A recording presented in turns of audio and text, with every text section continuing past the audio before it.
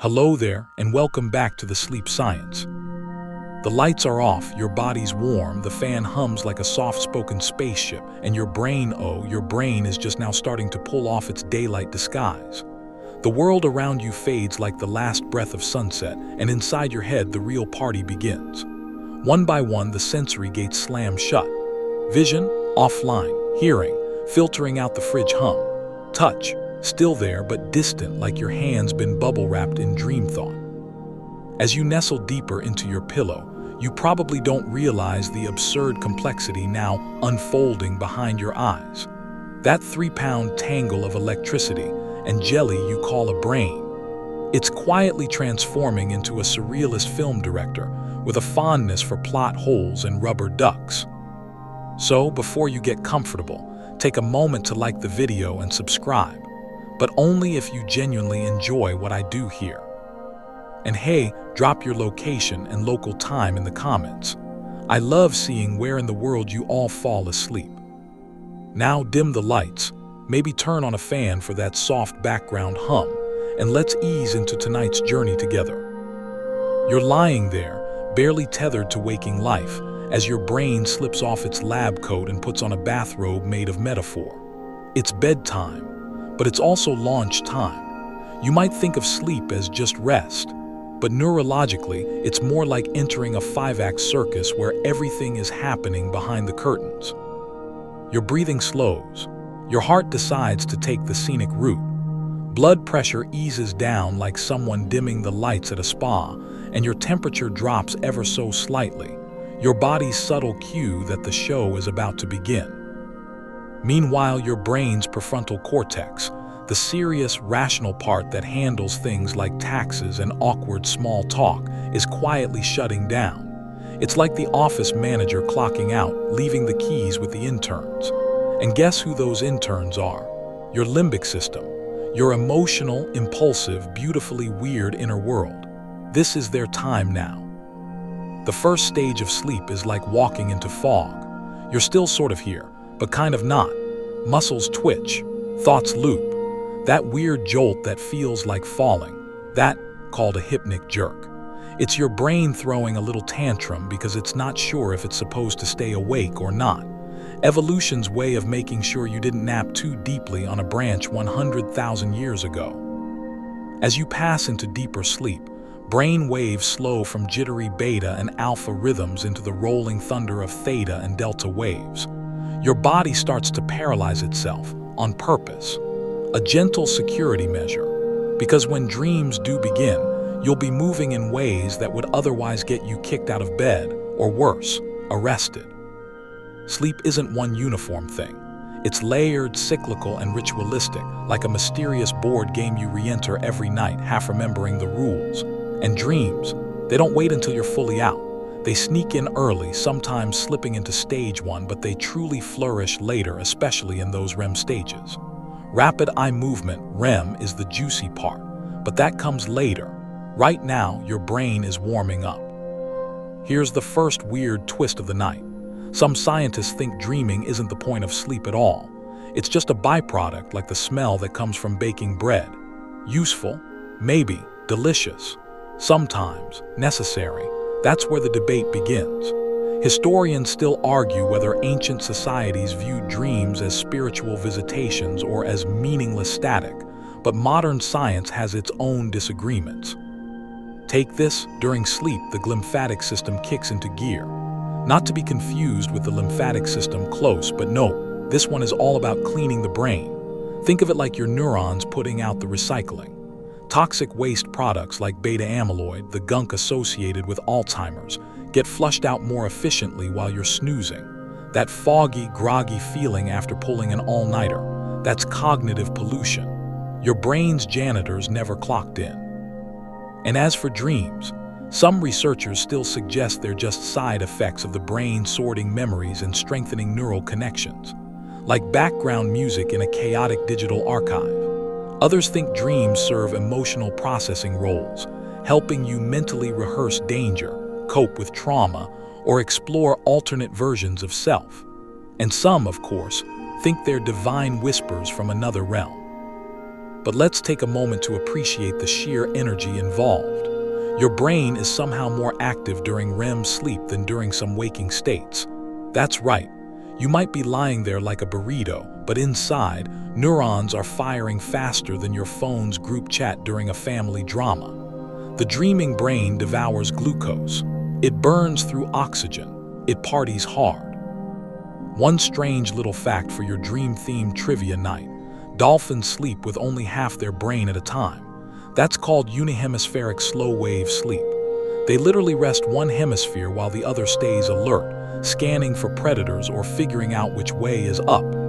You sadly do not have this feature. When you sleep, it's an all-in bet. Now, just for fun, picture this. You're in ancient Egypt drifting into sleep inside a sandstone chamber.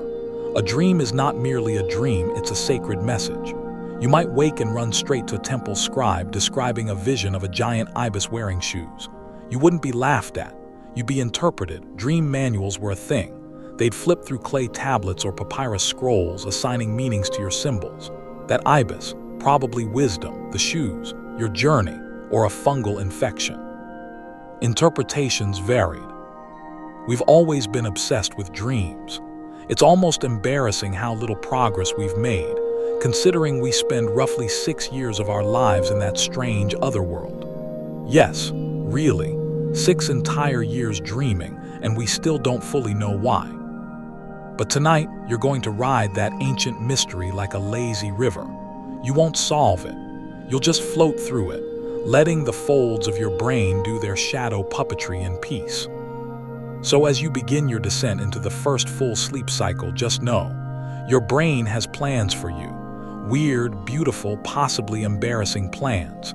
And you're just along for the ride. You sink a little deeper now into the warm molasses of sleep, and your brain, like some moody director, starts rearranging the set pieces. You're no longer in your bedroom, not exactly. The scenery is dissolving behind your eyelids. Chairs become cliffs. Time folds in half. Your third-grade teacher is somehow your Uber driver, and your teeth keep falling out. Again. Welcome to the stages of sleep. Think of them as levels in a dream-themed video game, and tonight you're a very sleepy protagonist with no controller. The whole night is a cycle, a loop you run roughly 4 to 6 times before your alarm betrays you.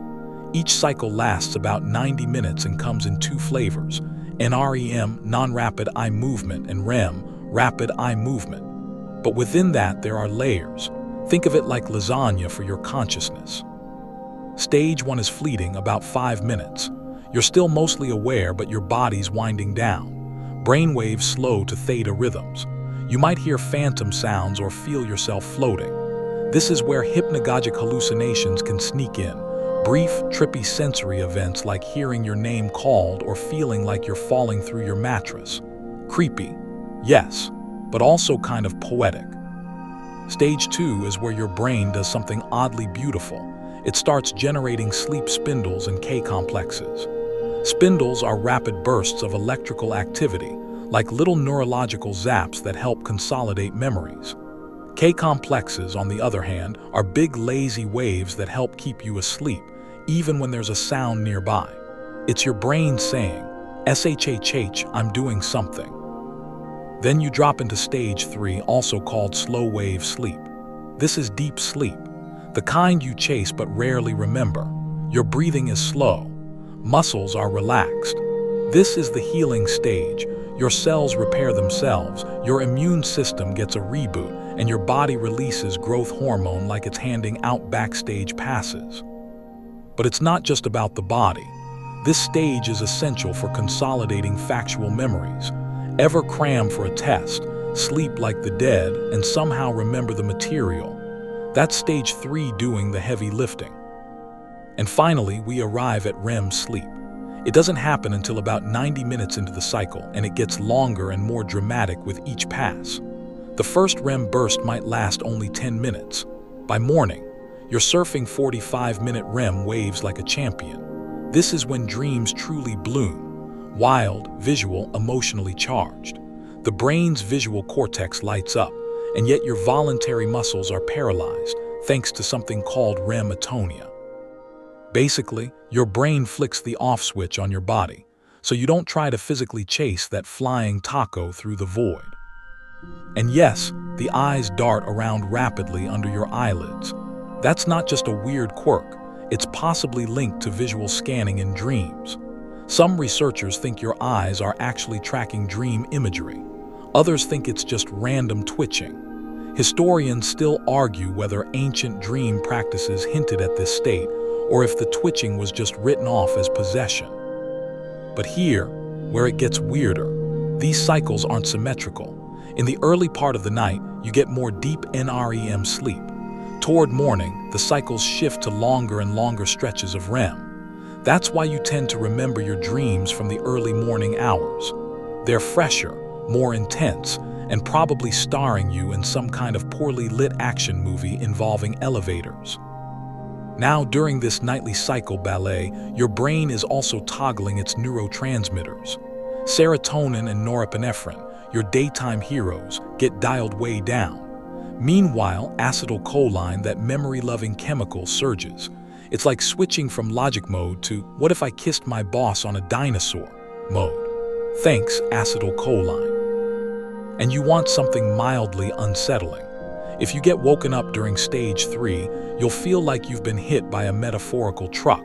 That's called sleep inertia. Your brain is still underwater, confused and grumpy, and it might take 30 minutes to fully come back online. This is why middle-of-the-night texts should be illegal. By the way, let's pause for a fun fringe fact. Certain migratory birds are capable of sleeping mid-flight. They do it by taking microsleeps, tiny moments of stage 1 NREM sleep that keep them from crashing into mountains. You thankfully do not need to migrate. But if you've ever zoned out during a meeting and had no memory of what was said, yeah, that might have been a microsleep. Now, as your brain loops through these stages again and again, NREM to REM and back, you're doing more than dreaming. You're balancing mood, sorting trauma, regulating hormones, and running nightly diagnostics like some kind of moody biocomputer. Skip too much REM and emotional regulation tanks. Skip too much deep sleep and you'll feel physically wrecked. The cycles aren't optional, they're sacred. And it's not just your body that plays along. Your core temperature drops as your body tries to stay within an ideal thermal window for sleep. Too hot or too cold and the cycle gets disrupted. That's why fans, weighted blankets, and slightly cracked windows feel so strangely perfect. They're helping your body maintain its backstage conditions. Now let's not pretend scientists fully understand why we dream in these stages. They don't. Some theories say dreams are just your brain clearing the cache. Others suggest they're simulations, your mind rehearsing complex social situations or threats or impossible alternatives. But regardless of their meaning, the stage they appear in, REM, is critical. Dreams can sneak into NREM stages too, especially stage 2. They tend to be less vivid, more thought-like. You might find yourself having a mental conversation with a loved one or redoing a work task. These dreams feel quieter, more logical. Less, "I'm riding a giraffe through the Louvre," and more, "I think I left the oven on." Your brain saves the cinematic stuff for REM. Here's a little historical nugget for your slumber. During the Middle Ages, it was commonly believed that dreams came from outside the body. Whether divine messages from angels or temptations from demons, dreams were considered moral tests. Entire theological debates raged about whether you could sin in your dreams. Spoiler: the answer was yes, but only if you liked it. And now, as you slip into your next REM cycle, the dreams begin to unfurl like time-lapse flowers. Vivid, emotional, illogical, and sometimes strangely prophetic. Your body is frozen. Your brain is not. This is the sacred loop of sleep, and you'll ride it again and again until morning. Your breathing has taken on that gentle, rhythmic quality now, the one that only happens when your whole body has finally waved the white flag. And inside your skull, the lights are flickering back on. Not the cold, fluorescent lights of rational thought, but something warmer, wilder. Like a backstage dressing room filled with velvet drapes, mood lighting, and just the faintest smell of burnt popcorn. Welcome to REM sleep, the theater of dreams. You're here now, deep in the first proper dream cycle of the night. Your body, motionless. Limbs are under strict lockdown, but your brain, it's hosting a fireworks show and nobody remembered to invite logic. You're not just having a dream. You're inside a fully immersive simulation starring you, directed by your limbic system, with a script being written in real time by a chaotic team of emotional interns. Plot twists, absolutely. Continuity errors, constant. Unresolved subplots from your real life, featured prominently. And here's where it gets deliciously strange. The parts of your brain that govern logic, self-awareness, and executive decision-making, like the dorsolateral prefrontal cortex, are basically off the clock. Meanwhile, your amygdala and hippocampus, your emotional and memory processing powerhouses, are partying like it's 1999. That's why your dreams are so absurd, yet they still feel true. You're not questioning why the ceiling is made of spaghetti. You're too busy fighting crime with your high school gym teacher. This is also why you might wake up from a dream mid-sobbing, or laughing, or with your heart racing like you've just run from a bear. Your autonomic nervous system doesn't fully distinguish between what's imagined and what's real, not in REM. The emotional imprint can last hours, even if the memory of the dream vanishes before breakfast. Speaking of vanishing, researchers estimate that we forget 95 to 99% of all dreams. Gone, like fog in sunlight. Some scientists suggest it's because our brain actively deprioritizes dream content, treating it as low-value noise. Others argue we simply don't rehearse or encode it the way we do waking memories. Historians still argue whether ancient rituals for dream recall were spiritual techniques or clever mnemonic tricks. But even if you forget, your brain remembers the process. During REM, your visual cortex goes wild. It's nearly as active as it is when you're awake and looking around. And that movement you feel, those jumps, zooms, falls, and flights, that tied to activity in the pons, a brainstem structure involved in triggering REM and coordinating eye movement. It's like your brain is saying, let's do visuals first, plot optional. And those eye movements, they're not just twitchy randomness. There's a compelling theory, still debated of course, that your eyes are actually tracking dream elements as if they were real visual stimuli. So when your eyes dart left in your sleep, maybe you're watching a paper boat float down a glowing river. Or, spotting your ex holding hands with a talking toaster. Emotional realism is not always logical realism. Let's pause for a fun fact from the animal world. Cuttlefish, those squishy little cephalopods, also show REM-like sleep. They even change color and twitch their arms while asleep. That's right, there's a non-zero chance a dreaming cuttlefish is reenacting some kind of underwater soap opera. The implication: dreams, or something like them, might serve a broader biological function across species. Back to you though, you're dreaming now, not daydreaming, not remembering, you're experiencing. And time is broken. Dreams don't obey chronological order. Entire decades can pass in 5 minutes. A single image can stretch into a narrative. Sometimes you're watching, sometimes you're starring, and occasionally you're directing, all at once. And just as often, none of it makes sense. That's the magic and the madness of REM. In this state, your brain's associative networks are firing freely. Unrelated ideas connect. Distant memories resurface. It's like defragmenting a hard drive by throwing glitter at it. Occasionally, something brilliant emerges, like that dream where you solved a math problem that's haunted you since sophomore year, or invented a language made entirely of colors. Some artists and inventors credit dreams for breakthroughs. Mary Shelley's Frankenstein reportedly came from a dream. So did the benzene ring structure. The chemist Kekulé dreamed of a snake biting its own tail, leading him to the now famous ring model. Do dreams birth genius? Or do they just make strange ideas palatable? Either way, your brain loves drama and REM. And let's not forget the paradox of this state. REM is sometimes called paradoxical sleep because your brain is lit up like Times Square, yet your body is completely still. Heart rate increases, breathing becomes irregular, your face might even twitch, and yet you can't move a muscle. That's by design. It keeps you safe. But sometimes things go sideways and people do move in REM. Ever heard of REM sleep behavior disorder? It's when the normal paralysis doesn't kick in and people act out their dreams physically. One man reportedly jumped out a window trying to save his dream wife from a dream fire.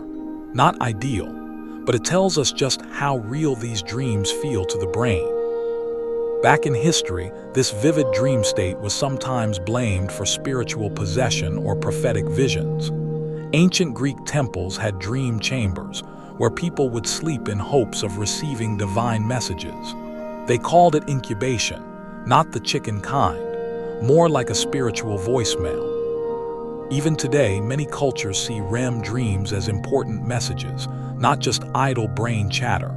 In some indigenous traditions, dream time is a sacred parallel reality. In others, it's a way to commune with ancestors or unlock parts of the soul. Our science might be newer, but the mystery, that's eternal. And here's a cozy twist. Infants spend about 50% of their sleep in REM, compared to about 20–25% in adults. Why? Possibly because their little brains are still wiring themselves up. Dreams might be scaffolding for consciousness, nightly rehearsals for navigating the waking world. So here you are, still dreaming. Maybe it's a memory with the wrong faces. Maybe you're flying over a city made of cake. Or maybe nothing is happening at all, but it feels like everything is.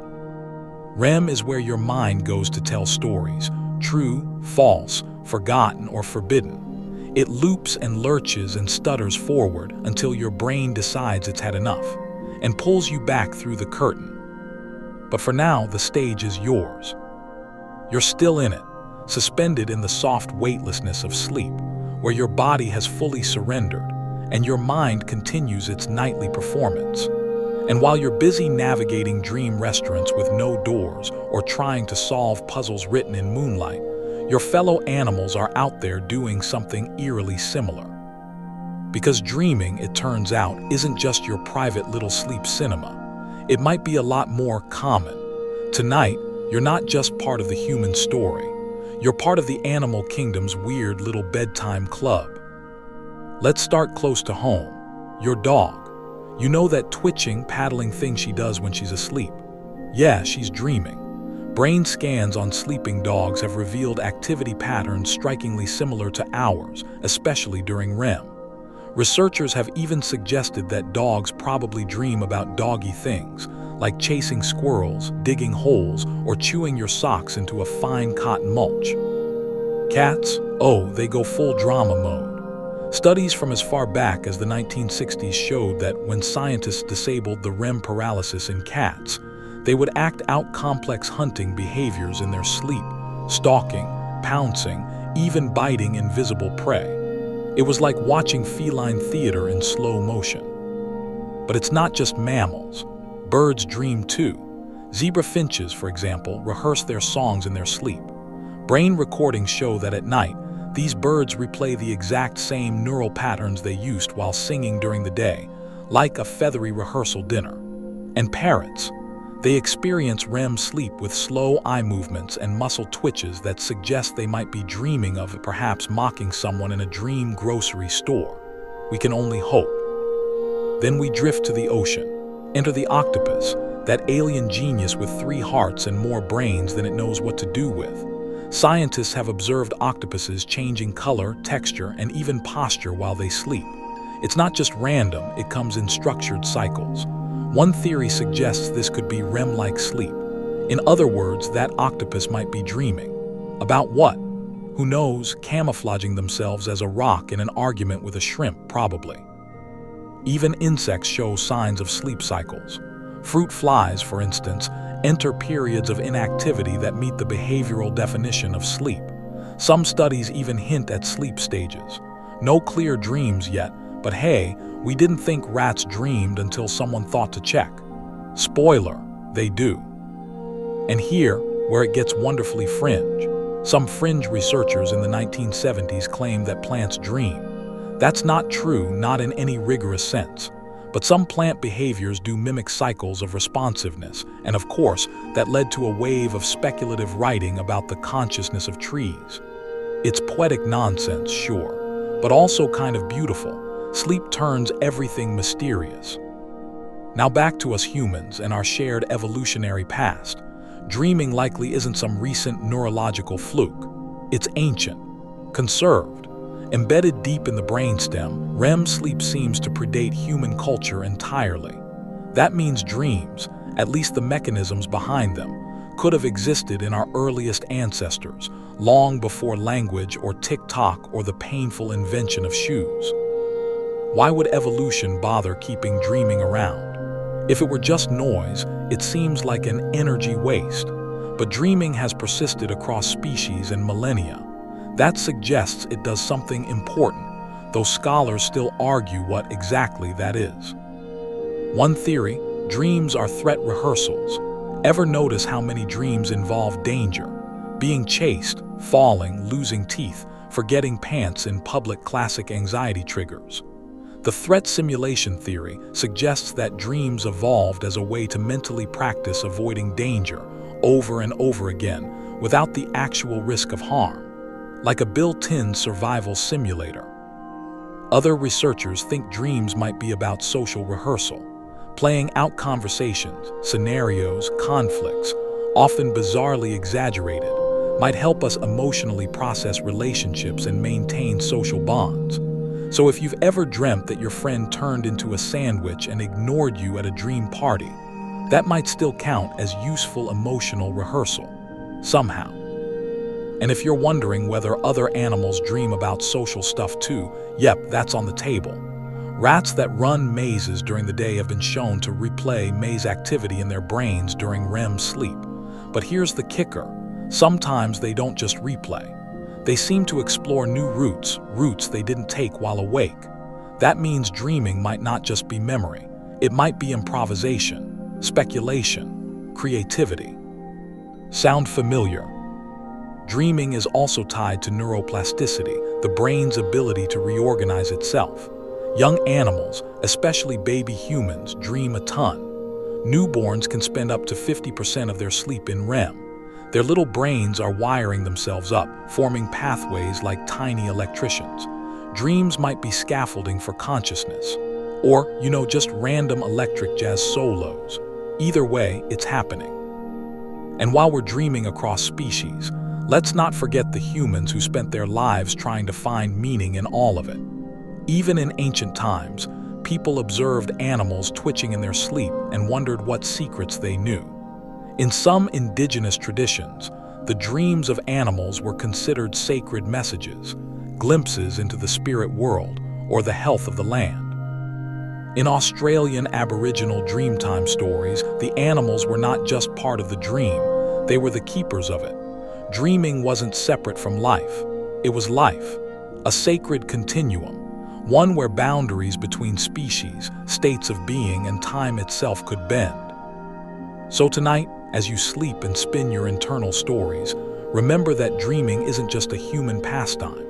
You're part of a biological chorus, a nightly ritual carried out by creatures above and below sea level, in cages, in trees, in labs, in fields. From your snoring cat to the dreaming elephant to the REM-bound sparrow, all of us, taking turns stepping sideways into the strange. Even now, maybe, just maybe, a cuttlefish is dreaming of you. You're still adrift in that tender darkness now, brain humming, body still, the dreamscape pulsing like a lava lamp behind your eyes. And if you were sleeping in ancient Mesopotamia right now, someone would probably be sitting beside you, waiting to interpret whatever bizarre scene just played out in your subconscious. Because way before dreams became brainwave graphs in sleep studies, they were messages, divine ones, ominous ones, sometimes deeply annoying ones, but always taken seriously. You've now wandered into a time long before alarm clocks, before REM, before anyone tried to measure sleep in lab coats. Back then, dreams were sacred texts, enigmatic puzzles you weren't just allowed to decipher, you were expected to. So imagine this.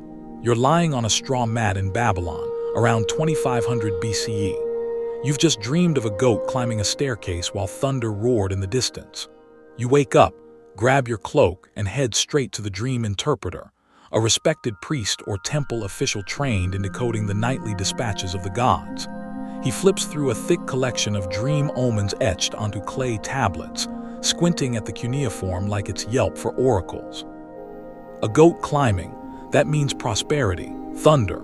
The gods are mildly annoyed. The staircase, that's your social status, of course, or digestion. Historians still argue whether these interpretations were standardized theology or improvised guesswork wrapped in ceremonial flair. Those clay tablets, especially from Assyria and Sumeria, form some of the earliest written dream dictionaries. They categorize dreams meticulously: good, bad, confusing, divine, dangerous. Dreamed of eating honey, good fortune. Dreamed of losing teeth, prepare for death in the family. Yikes! Dreamed of being underwater, either fertility or drowning. Very helpful. Egyptians, too, believed dreams were visitations, either from deities, the dead, or your own soul on a nightly walkabout. The Dream Book of Chester Beatty, written around 1300 BCE, contains entries that read like cryptic fortune cookie messages. For example, if a man sees himself in a dream with his face covered with excrement, it means something good will happen. That's generous. You might giggle at the idea, but remember, these people lived in a world without MRI scans or neurobiology. All they had were stars, omens, and the strange flickers of consciousness that came each night. Dreams were the original data set. The Greeks took things even further. Artemidorus of Daldes in the 2nd century CE wrote One Critica, a full-blown guide to dream interpretation. He separated dreams into categories: prophetic dreams, true visions, symbolic dreams, and nightmares caused by indigestion. Yes, even then, people blamed the cheese. Greek temples even offered dream incubation, a ritual where you'd sleep in sacred spaces, hopping to receive healing dreams from the gods, especially Asclepius, the god of medicine. Think of it as spiritual sleep therapy.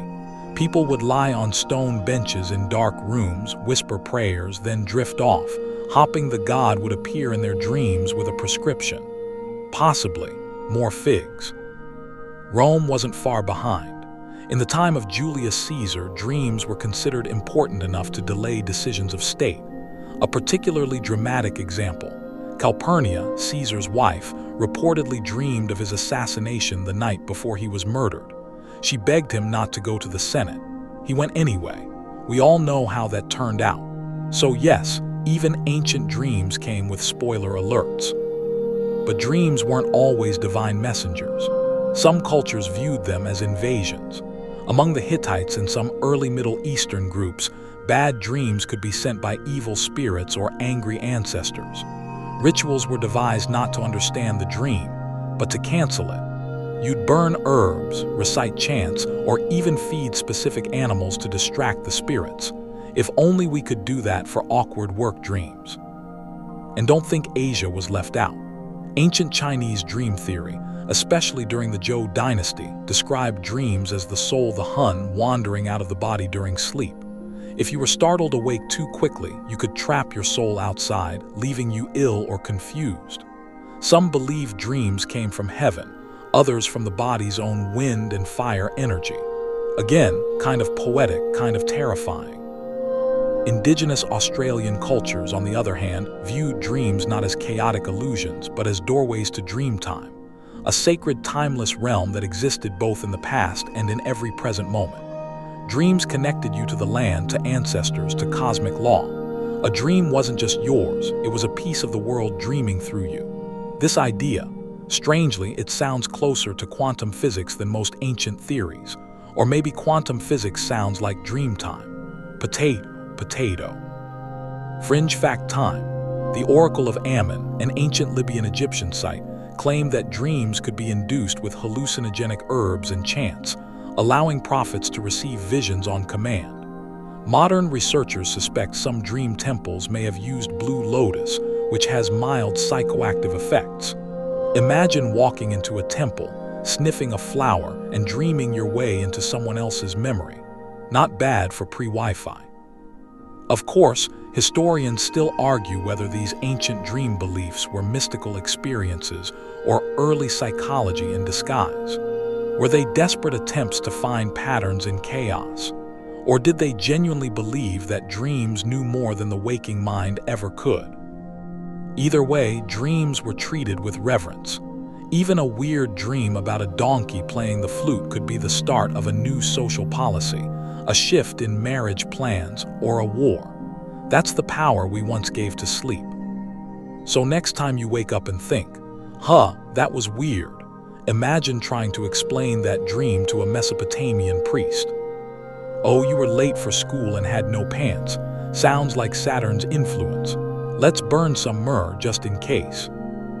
You, dear sleeper, are part of an ancient tradition. From cave dwellers to emperors, from whispering temple walls to your creaky mattress, we've always tried to listen to our dreams. Whether they speak in symbols, shadows, or complete nonsense, that instinct to look for meaning, it's older than language. And in the next sleep cycle, your brain, about to get analyzed by a guy with a cigar and some very specific theories. You're still sound asleep, floating through another REM stage when suddenly, without your consent, you're on a leather couch, talking to a man with round glasses, a beard, and a very serious expression. Welcome to the dream world according to Sigmund Freud, where everything you see in your dreams is secretly about sex, fear, or something you forgot to admit in therapy. Yes, this is that part of the journey, the psychoanalytic pit stop. No, you won't be tested, but you may be judged just a little. Freud believed that dreams weren't just brain static or divine whispers. To him, they were coded messages from the deepest parts of your subconscious. Hidden desires, repressed instincts, embarrassing memories. Dreams were your inner life blowing off steam through symbols and absurdity. Sort of like your brain writing poetry while wearing blackout sunglasses. He laid it all out in his 1899 classic The Interpretation of Dreams, which, fun fact, sold terribly at first.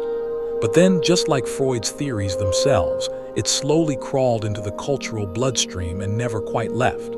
According to Freud, your dreams consist of two key parts: the manifest content, what you actually dream about, and the latent content, what it really means.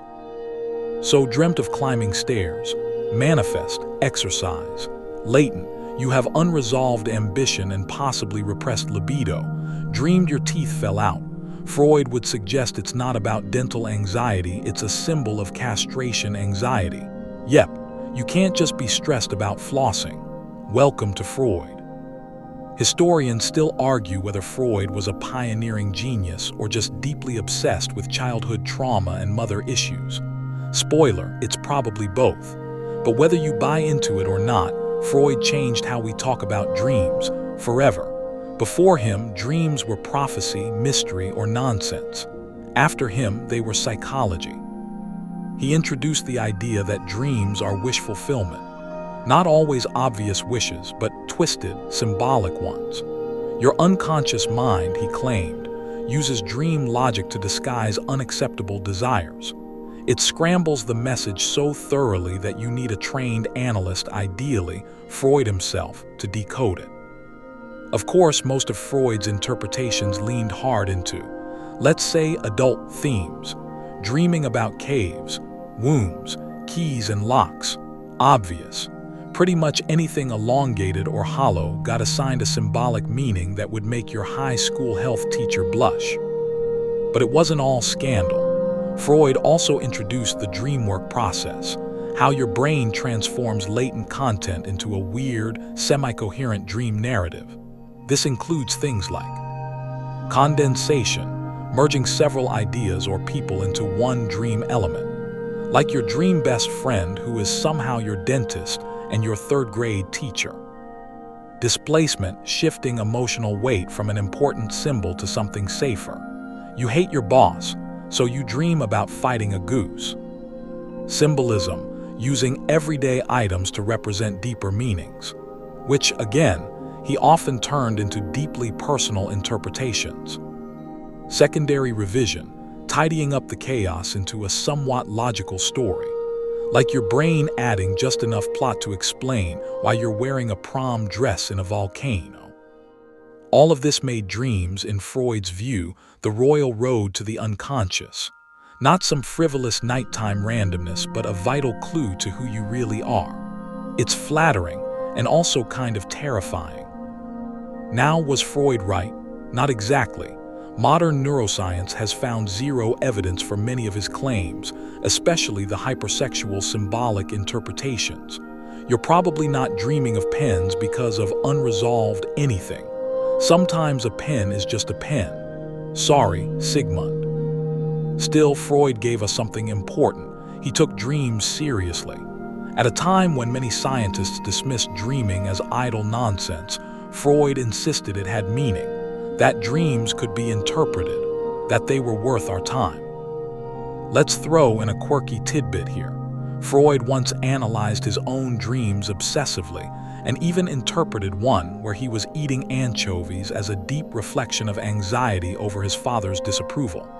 Anchovies, a whole dream theory launched from salty fish. His work also inspired countless artists, filmmakers, and writers. Think of Salvador Dali's melting clocks or David Lynch's dreamlike film sequences. The idea that dreams reflect our emotional undercurrents, that they're full of symbolism and suppressed fears, that came straight from Freud's couch. But of course, he didn't go unchallenged for long. By the mid-20th century, his protege-turned-nemesis Carl Jung would rise with a very different take on dreams. Less about repression, more about wholeness. Less about what you secretly want to do to your neighbor's lawnmower, more about what your soul needs to evolve. We'll get to Jung shortly, and yes, it involves snakes. Still, Freud's dream theory was the beginning of the modern fascination with decoding ourselves through our nighttime stories. Even today, popular dream dictionaries owe a debt to his framework, no matter how much modern science side-eyes them. Here's a mainstream historical fact to tuck into bed with you. Freud wasn't the first to link dreams with mental health. Ancient Greek physicians like Hippocrates believed that dreams could reveal imbalances in the body's humors. The difference? Freud thought those imbalances were less about bile and more about unresolved feelings toward your mother. So now you're lying here back in the present, your dreaming brain still tossing up strange, metaphorical confetti. Are you acting out wishes, hiding from shame, or just reorganizing your brain's inbox? Science may have moved on from Freudian literalism, but we still instinctively search for meaning in dreams. We still wake up wondering, why did I dream that? And deep down, maybe we still suspect Freud was a little bit right, especially when the dreams get too weird to explain away. But for now, you're safe. Your therapist isn't listening. Your brain is still composing its nightly theater, and you don't need to decode it, just float through it. Just maybe don't tell anyone about the dream with the goat and the stapler. That one's between you and Freud. Still drifting, still dreaming, and now you find yourself in a stranger's library. The walls are impossibly tall, the shelves infinite. Every book here is a version of you, the version that stayed, the one that left, the one that never doubted anything, or the one that never dared at all. You reach out to pull a book down, and there's a symbol on the spine, a snake coiled around a mirror. Congratulations, you've just stepped into Carl Jung's dream world. If Freud was the overbearing uncle who insists every dream is about your childhood, Jung is the slightly mystical mentor who invites you to drink herbal tea and reflect on the collective unconscious. He didn't just want to unlock what your dreams meant to you. He believed your dreams connected you to everyone, past and present, real and mythic. Jung saw dreams as messages, yes, but not just from your repressed memories. They were symbolic postcards from a vast, ancient mind we all share. Think of it as psychological Wi-Fi, invisible, vast, and occasionally full of nonsense.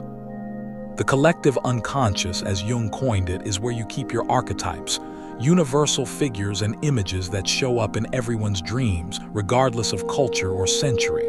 The hero, the shadow, the wise old man, the trickster, the great mother. They're the cast list of the human condition, and you, whether you know it or not, play every role. When you dream of being lost in a forest, Jung wouldn't ask, "What happened in your childhood?" Instead, he'd suggest the forest might represent the unconscious itself, a vast, wild place filled with untamed energy. When you face a terrifying figure in a dream, that could be your shadow, not evil necessarily, but the part of you you're too scared to face while awake.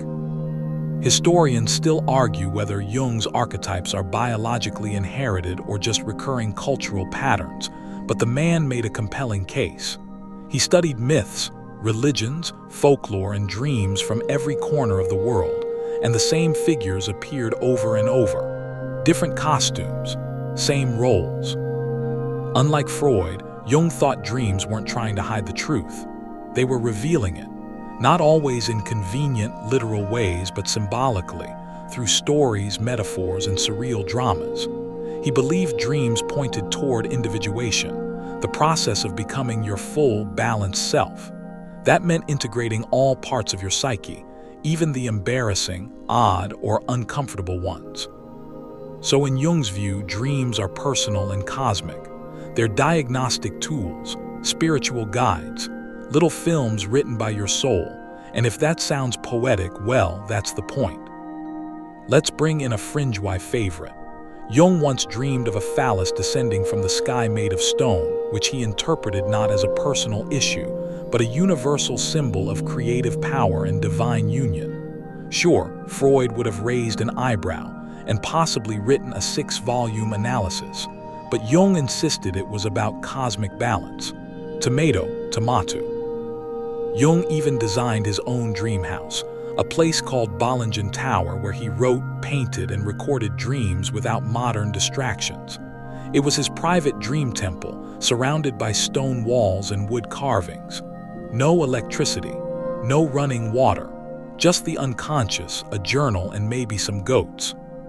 And unlike Freud, Jung actively respected dream content. He believed dreams weren't to be dismissed or decoded into one-liners. Instead, they were to be dialogued with. A dream about drowning might not mean you're afraid, it might be asking you to let go. A snake isn't a fear, it's transformation, renewal, or, if you prefer, a reminder to clean your terrarium. Interpret as needed. Jung encouraged active imagination, a technique where you intentionally revisit a dream while awake and engage with its characters or symbols. You don't just analyze the dragon, you ask it what it wants. Sounds weird.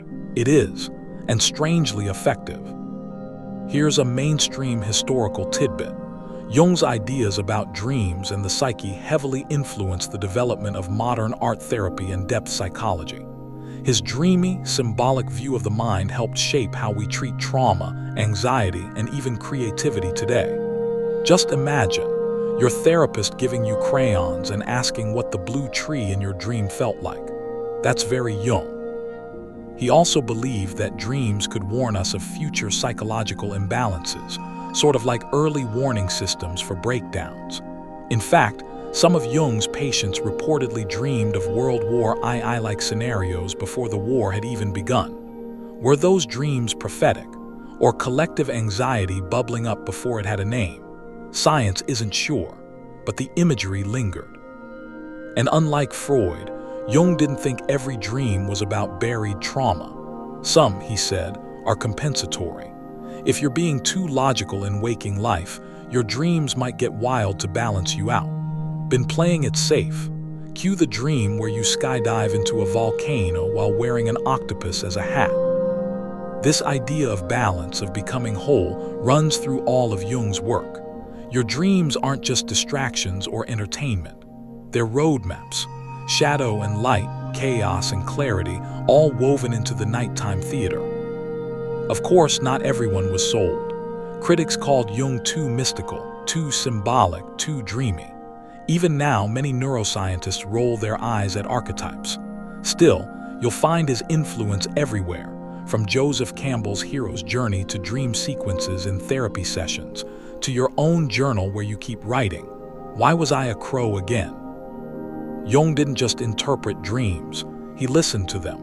And he asked you to listen, too, not as a scientist, but as a myth maker, a meaning maker. So tonight, as you tumble through your own mythic maze, maybe running from a shadow, or following a glowing deer, or speaking a language made entirely of laughter, remember, these symbols may not be random. They might be pieces of you, scattered across centuries. You're not just dreaming your own story, you're dreaming ours. Your body lies still, breath slow and deep, while your brain continues its night shift, sparking with activity in near silence. But while ancient priests and psychoanalysts scribbled interpretations in ink or whispered them in temples, modern dream chasers wear lab coats and carry clipboards.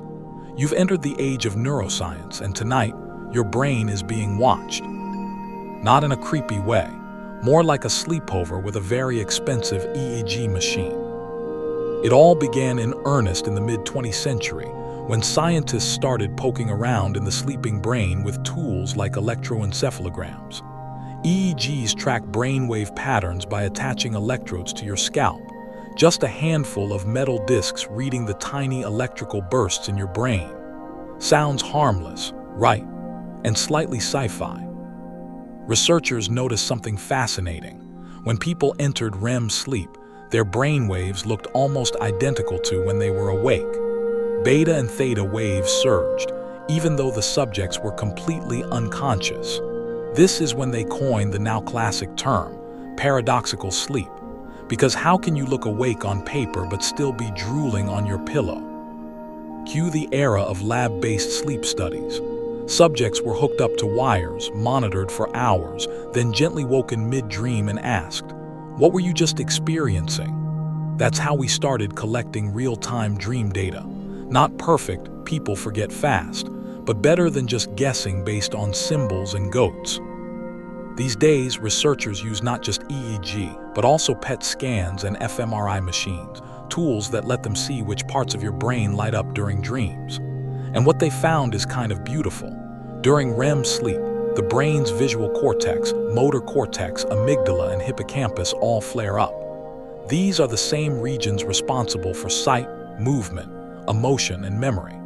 It's like your brain throws a mini rave every 90 minutes.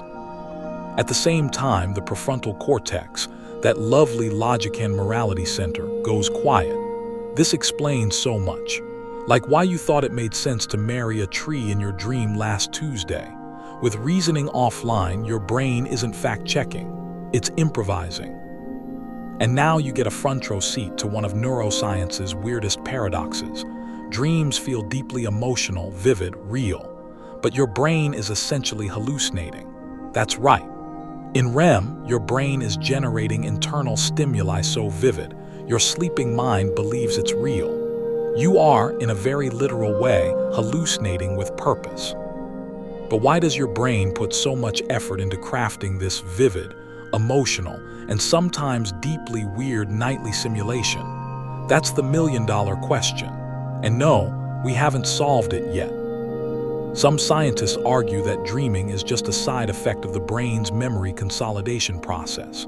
You spend your waking hours gathering information, and at night, your hippocampus and neocortex have a little filing party. Dreams, in this view, are just the visual and emotional echoes of that filing process. Kind of like the brain going, "Remember this? No. Okay, let's pair it with a purple fish and see what sticks." Others believe dreams serve as emotional regulators. The amygdala, your fear and emotion hub, goes wild during REM. This suggests that dreams might be helping you process heavy feelings in a safe, simulated environment, like getting to rehearse a breakup or a public speaking disaster in your pajamas with no real consequences, unless you sleepwalk into your neighbor's rose bush. Again. Fringe fact alert. In the 1970s, a team of researchers tried to see if everyone dreams. And while most people do, there's a tiny sliver of the population, less than 1%, who claim to have never had a single dream. Brain scans show they still enter REM, but their recall is zero. Scientists still aren't sure if they actually don't dream or if they just never store the memories. Also, animals dream, but not all of them dream equally. Rats, for instance, show clear memory replay in sleep. You can train them to run a maze, then watch the same brain pattern repeat during REM, as if they're running it again in their little rodent dreams. Octopuses, as we mentioned earlier, might display REM-like cycles. And dolphins, they sleep with one hemisphere of their brain at a time. They're probably dreaming half the time while still technically awake. Multitasking legends. Now back to humans. Modern neuroscience has given us something Freud never had, proof that dreaming affects daytime behavior. People deprived of REM sleep show increased irritability, poor concentration, and emotional volatility. Skip enough REM and things get weirder. Hallucinations, paranoia, a decline in immune response. So even if you don't remember your dreams, your brain sure notices when they go missing. Another interesting clue. People who have experienced trauma often report recurrent nightmares. These dreams aren't just memories, they're simulations, remixes, reinterpretations. Neuroscience suggests that your brain keeps revisiting these emotional hotspots in an effort to make sense of them, or possibly to rewrite the narrative. It's like mental exposure therapy with bad lighting and confusing metaphors. In the last decade, dream research has gone full futuristic. Labs now use targeted memory reactivation, where they play certain sounds or smells during sleep to influence dream content. Picture falling asleep to a specific sound you heard while learning something new. The brain might then bring that memory into the dream, strengthening recall the next day. It's like giving your dreams a syllabus. Some teams are even experimenting with real-time communication during lucid dreams. Yes, you read that correctly. In 2021, scientists pulled off something wild. They asked lucid dreamers math questions using audio cues, and the dreamers answered correctly with eye movements from inside the dream. That means dreams aren't sealed boxes. With the right setup, we can now talk into them. Insert mild existential panic here. Of course, these findings raise more questions than answers. Are we just scratching the surface of dream engineering? Will future therapy happen during REM? Could we one day watch dreams on a screen? Historians still argue whether dream interpretation is more art than science, but neuroscience has undeniably changed the landscape. We've moved from sacred temples to sleep labs, from clay tablets to digital brain maps, from speculation to simulation. But even now, for all our gadgets and scans and fluorescent sleep labs, we still can't fully explain why we dream. Not yet. We can measure the how. We're learning the when, but the why, that remains suspended like a sentence left unfinished, a story half remembered. And somewhere in a darkened lab tonight, someone's brain is lighting up with a dream, and a scientist is quietly watching, wondering what it all means. By now, you're deep into the night, your brain cycling steadily through NREM and REM like a tide rising and falling in the dark. You've drifted past scenes that made no sense, felt emotions from stories that evaporated as soon as you woke, and you might be wondering, why does your brain go through all this effort to stage these strange productions? One possible answer: your brain's just trying to make sense of static. Welcome to the activation synthesis theory, one of modern neuroscience's most compelling and occasionally controversial dream models. And yes, it starts with something that sounds like an 80s prog rock album. Developed in the 1970s by Harvard scientists Alan Hobson and Robert McCarley, this theory flipped the dream script entirely. Forget buried wishes. Forget sacred symbols. They propose that dreams are what happen when your brain tries to interpret random neural activity during REM sleep. Picture this. The pons, a tiny area in your brainstem, starts firing off signals in the middle of the night. These bursts travel upward through the thalamus and hit the cortex, the outer layer of your brain that normally handles perception and reasoning. Except now, you're asleep. And your brain, ever the meaning-hungry beast, tries to make a story out of that static. Boom, dreams. According to Hobson and McCarley, it's not that dreams mean something. It's that your brain needs them to mean something. It's like your cortex getting a spam call from your brainstem and deciding to turn it into a full-blown screenplay, starring your ex and a suspiciously aggressive iguana. This theory marked a huge shift away from the psychoanalytic view. Instead of being deeply symbolic, dreams might be closer to improv theater, your brain making things up to match spontaneous activity, just to stay coherent. Still, this doesn't mean dreams are meaningless. Even if the activation is random, the synthesis is. Your brain uses your personal experiences, memories, fears, and emotions to craft the narrative. It's not just noise, it's personalized noise. Like an algorithm trained on your emotional history but with more time travel and flying cats.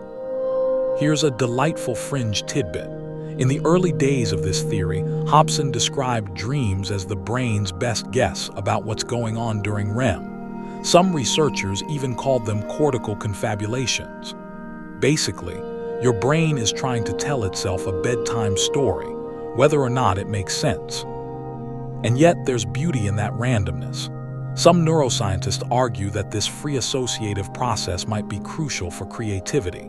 With your usual logic circuits dimmed and inhibition turned down, your brain is free to experiment with impossible combinations. You might never invent a spiral-shaped skyscraper while awake, but in your dreams, you already live in one. This might explain why so many creative breakthroughs are dream-born. Paul McCartney claimed the melody for Yesterday came to him in a dream. Mary Shelley dreamed the concept of Frankenstein during a stormy night in Switzerland. Even Elias Howe, who invented the modern sewing machine, said he dreamed of cannibals with spears, each one with a hole in the tip. That image gave him the idea for threading the needle. So even if dreams start from random signals, the act of making meaning from them can be valuable. You're training your brain to see patterns, connect dots, solve problems in creative ways. It's a nightly sandbox for the imagination. Of course, activation synthesis isn't the only game in town. Critics argue that calling dream input random might oversimplify things. The pawns may initiate the dream state, sure, but why do some emotional memories keep showing up? Why do trauma themes recur? Why do we sometimes dream the same thing for years? Historians still argue whether Hobson's original model ignored too much psychology in favor of biology. Hobson himself later revised the theory to include emotion and memory, suggesting the randomness is shaped by a dreamer's waking life. He shifted toward a proto-consciousness model. Dreams help develop and maintain your internal model of the world. So now the theory is less random static and more like internal simulation, kind of like your brain doing maintenance.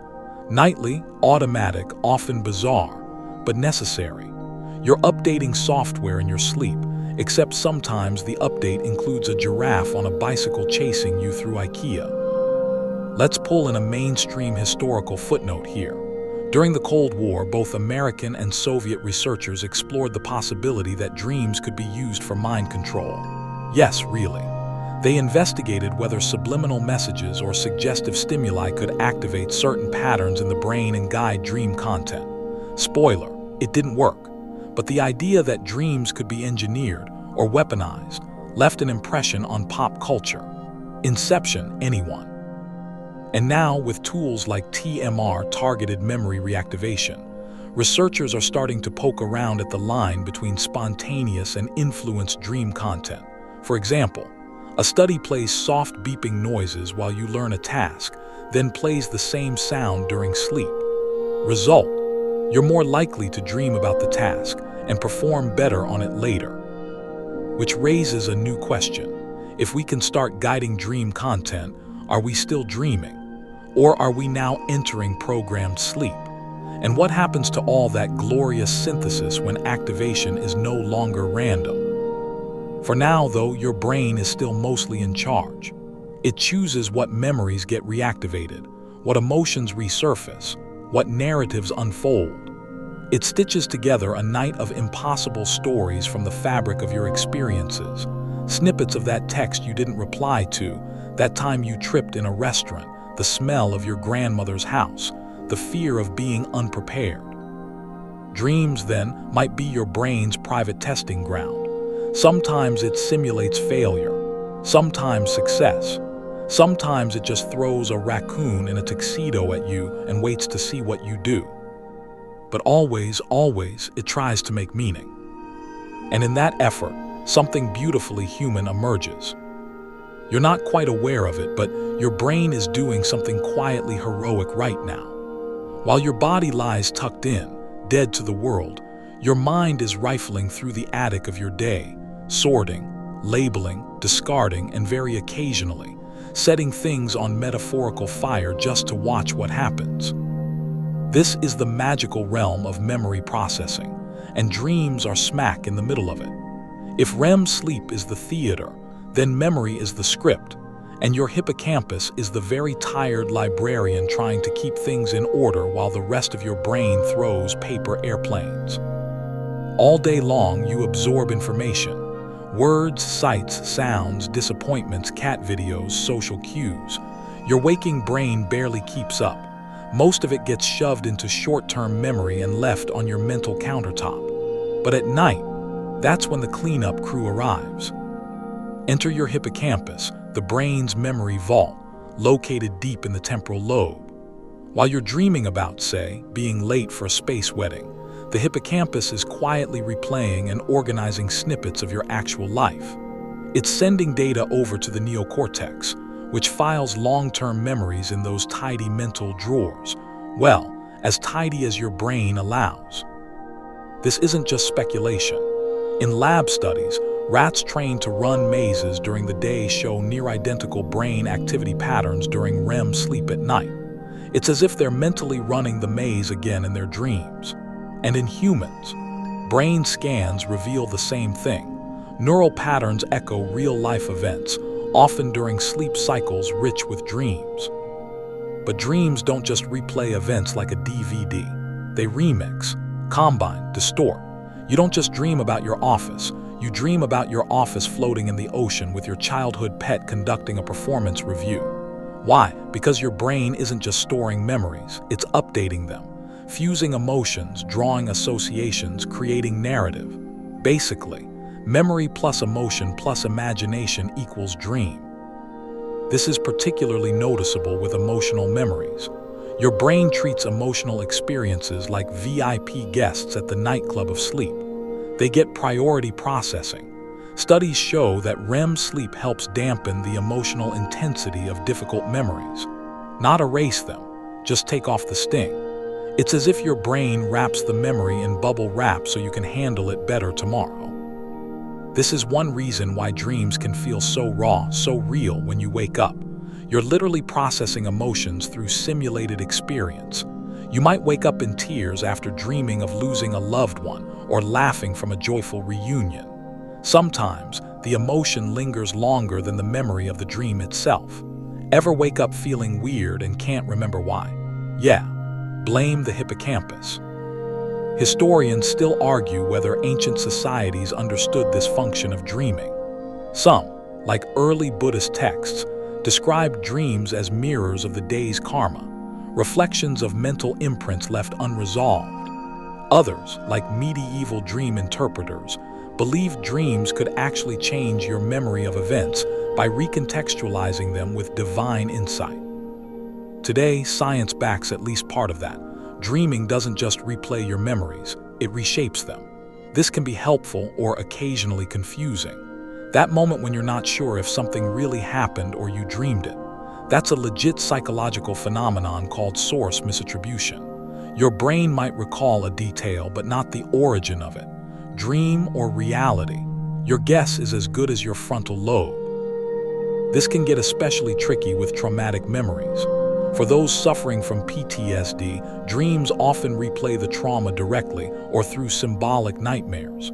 The brain is trying desperately to process, integrate, make sense, but sometimes it loops instead. And when that happens, dreams stop healing and start hurting.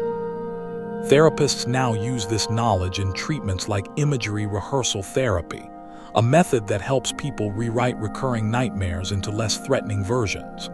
The idea is that, if you can consciously adjust the dream content, your sleeping brain might follow suit.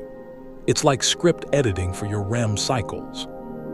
Meanwhile, back in the general population, your dreaming brain is a master editor. It tends to focus not on everything, but on what's salient. You're more likely to dream about the emotionally charged conversation you had with your sibling than the 10 routine emails you answered. This emotional selectivity is key to your memory's long-term usefulness. Your brain doesn't want everything, just the juicy bits. Now for a fun, quirky fact. Your memory for dreams themselves is terrible. Most people forget over 90% of their dreams within minutes of waking. Why?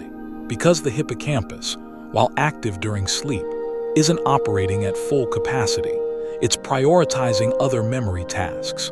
Think of it like a nightclub bouncer who lets your memories in but won't let you remember which door they used. However, certain conditions improve dream recall.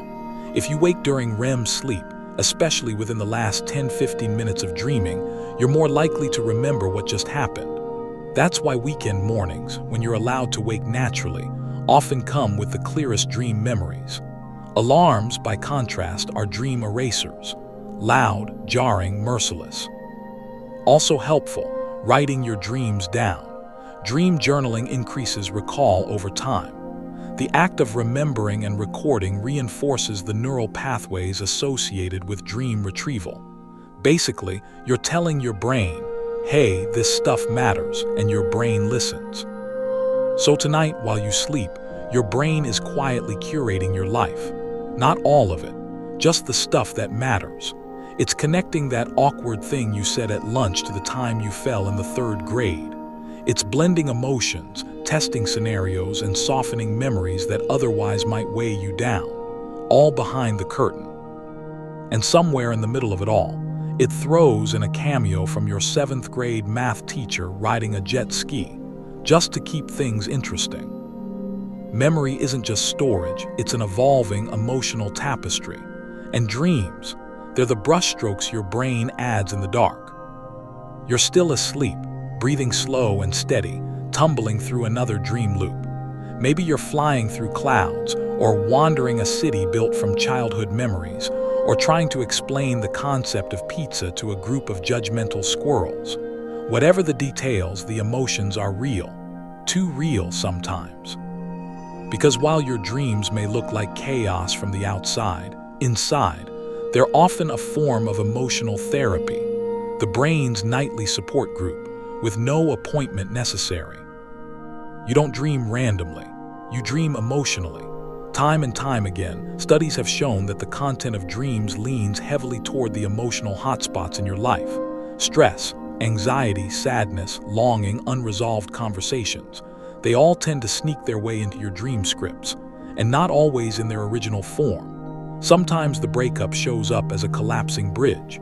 Sometimes your stress about work shows up as being forced to take a math test with no pants on. Classic. Scientists now believe that REM sleep isn't just about consolidating what you know. It's also about processing how you feel.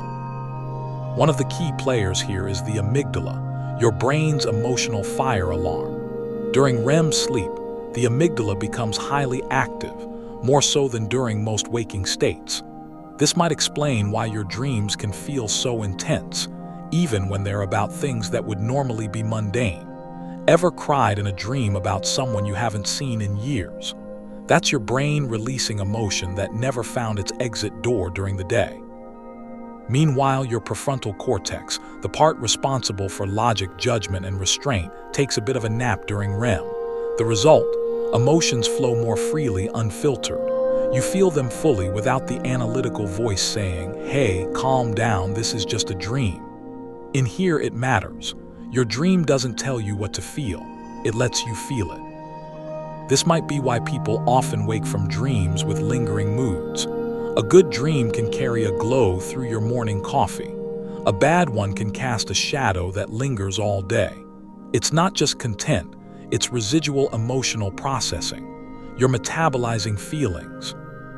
Here's a mainstream nugget. Some researchers propose that REM sleep is essentially a form of overnight therapy. The brain replays emotional experiences, but crucially, without the same levels of stress hormones that would flood your system during waking life. That means you get to re-experience an emotion, but in a safer, calmer, virtual environment. It's like your brain is saying, let's go through that again, but this time no panic, just learning. This process is particularly important when it comes to emotional regulation. People who are deprived of REM sleep often show signs of emotional instability, irritability, poor impulse control, exaggerated reactions. It's as if their brain hasn't been able to process the backlog of feelings. You ever snap at someone over something tiny and later think, why did I do that? Check your sleep. Your emotional inbox might be overflowing. Let's take a fringe detour for fun. Some lucid dreamers claim they can use their dreams to actively heal emotional wounds. In these dreams, they confront phobias, visit lost loved ones, or symbolically rewrite traumatic events. It's anecdotal, yes, but compelling, and researchers are beginning to explore the therapeutic potential of dream interventions, particularly for trauma and grief. One notable technique, dream rescripting. Originally developed for nightmare sufferers, this method involves consciously changing the ending of a dream while awake, with the goal of influencing how it plays out next time. It's like emotional role-play meets narrative therapy. For some, it works. The nightmare about being chased becomes a dream about standing your ground. The helplessness fades. Power returns. Even without active intervention, your brain is already working behind the scenes. Some of your most cathartic moments may happen in dreams you don't even remember. A quiet reconciliation, a release of anger, a goodbye that never happened in real life, finally finding its place in a dream. Historians still argue whether ancient dream rituals were early forms of emotional catharsis. Were those temple sleepovers in Greece just divine appointments? Or were they, without knowing it, primitive forms of therapy, lying in a sacred space, recounting your dreams to a trusted interpreter? It sure sounds a lot like the early prototype for your modern therapist's couch. And in some cultures today, dreams are still treated as emotional guides. The Seno people of Malaysia, for instance, were once thought, though now debated, to engage in daily dream-sharing rituals. Children were encouraged to share dreams and imagine heroic outcomes, reinforcing emotional resilience through narrative. A beautiful idea, whether or not the anthropologists got every detail right. Science has also shown that your dream content shifts with your emotional state. Depressed individuals often have dreams marked by passivity and sadness. Anxious dreamers tend to experience more threatening or repetitive dream scenarios. Your dreams reflect your emotional climate like a mirror, warped perhaps, but still accurate. And sometimes, the dream gets ahead of the emotion. You might dream about a breakup before the relationship ends, or find yourself grieving someone who's still very much alive. These dreams don't predict the future. They just sense emotional undercurrents that your waking self hasn't acknowledged yet. The brain knows. One particularly eerie example. Soldiers returning from war often report emotionally symbolic dreams before PTSD symptoms become consciously noticeable. The dream world becomes a warning light on the dashboard, a place where emotion surfaces first. Even joyful dreams play a role. Dreaming of reunion, of achievement, of love, these reinforce emotional well-being. They give the brain a chance to rehearse happiness, to savor it, to solidify those neural patterns. And in difficult times, a beautiful dream can be a lifeline, a breath of fresh air. So as you lie there tonight, deep in REM, your brain is quietly working through your recent history, sorting through your heart's inbox. You're reliving, reinterpreting, reframing. Maybe you're not solving the problem, but you're making room for healing. That quiet sense of closure you felt when you woke up, that peace, that was real. And if tomorrow you feel just a little lighter, a little clearer, a little more okay than the day before, well, don't underestimate the power of a dream. Because even when you don't remember them, your dreams remember you. Tonight, something changes. You're still tucked into the warm, electrical dance of REM, but suddenly the mood shifts. You're running, or hiding, or frozen in place as something enormous looms just beyond the edge of your vision. Welcome to the darker corners of dreamland, the territory of nightmares. They're the dreams that linger the longest, the ones you remember too clearly, the ones that pull you out of sleep with your heart racing, breath caught, and sweat on your skin like your body just finished escaping something real. Because, in a way, it did. Let's get one thing out of the way. Nightmares aren't rare. Most adults experience them occasionally, and children, well, they're practically experts. Around 50% of kids report frequent nightmares. Maybe it's the developing brain, the limited emotional toolbox, or the fact that bedtime feels like giving up control. Whatever the reason, the monsters under the bed usually start in the brain. But what are nightmares for? That's the question that keeps sleep scientists up at night, and ironically, probably inspires a few dreams of their own. One of the leading theories is that nightmares serve as evolutionary threat simulations. Think of them as rehearsal. Your brain creates danger scenarios while you're asleep, falling, being chased, trapped, attacked, not to scare you senseless, but to train you. You practice fear responses in a safe environment so that, when something actually goes wrong in the waking world, you're faster, sharper, and more prepared. It's your brain saying, let's make sure you're ready to run from that bear, even if the bear turns out to be a sentient vending machine. This threat simulation theory, proposed by psychologist Antti Raivansuo, suggests that our ancient ancestors who had better danger-anticipating dreams may have had a survival edge. Think about it. If you dream of predators, cliffs, betrayal, your mind becomes more alert to risk in real life. It's like having an anxious internal security guard who only works the night shift. Of course, nightmares don't always involve tigers and cliff falls. Many are deeply personal. They bring up unresolved trauma, grief, shame, or fear. Your worst insecurities wrapped in symbolic imagery. Forgetting a baby on a bus. Failing a test for a class you haven't taken in years. Arriving late, being exposed. Being chased by your dentist wielding a fork. And while the content may vary, the brain regions involved are consistent. During a nightmare, the amygdala, your fear hub, is firing like a strobe light. The insula, which processes internal body sensations like disgust or panic, is often active. Meanwhile, the prefrontal cortex, the part that says, relax, this is eerily quiet.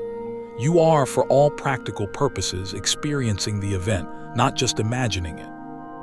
And yet, your body remains paralyzed, REM atonia doing its job to prevent you from acting out your fear. Unless, of course, you have REM sleep behavior disorder, where that paralysis doesn't kick in properly. Then, you might thrash, kick, or even shout in your sleep, an unsettling reminder of how real these simulations can feel. Let's detour into a weird historical corner. In the Middle Ages, nightmares were often attributed to demons or spirits. One of the most famous culprits, the Mara, a malicious figure said to sit on people's chests while they slept, causing terrifying dreams and difficulty breathing. This image gave us the word nightmare, not night plus bad dream, but night plus Mara, that crushing, helpless feeling some people get in nightmares. That's still called sleep paralysis, and in ancient times it was chalked up to ghosts. And let's not forget the infamous succubus-incubus legends, spirits said to visit dreamers at night, usually with questionable romantic intentions. People didn't just fear their nightmares, they thought they were attacked in them. A handy explanation, perhaps, for the things we can't explain. Fast forward to now, and we know a bit more. Nightmares aren't just relics of folklore or symbols from the subconscious. They're also connected to mental health. People with anxiety, depression, or PTSD often report more frequent and more vivid nightmares. The brain's threat system gets stuck in overdrive, cycling through the same emotional loops night after night. In fact, recurring nightmares are one of the diagnostic criteria for PTSD, and they don't always stay symbolic.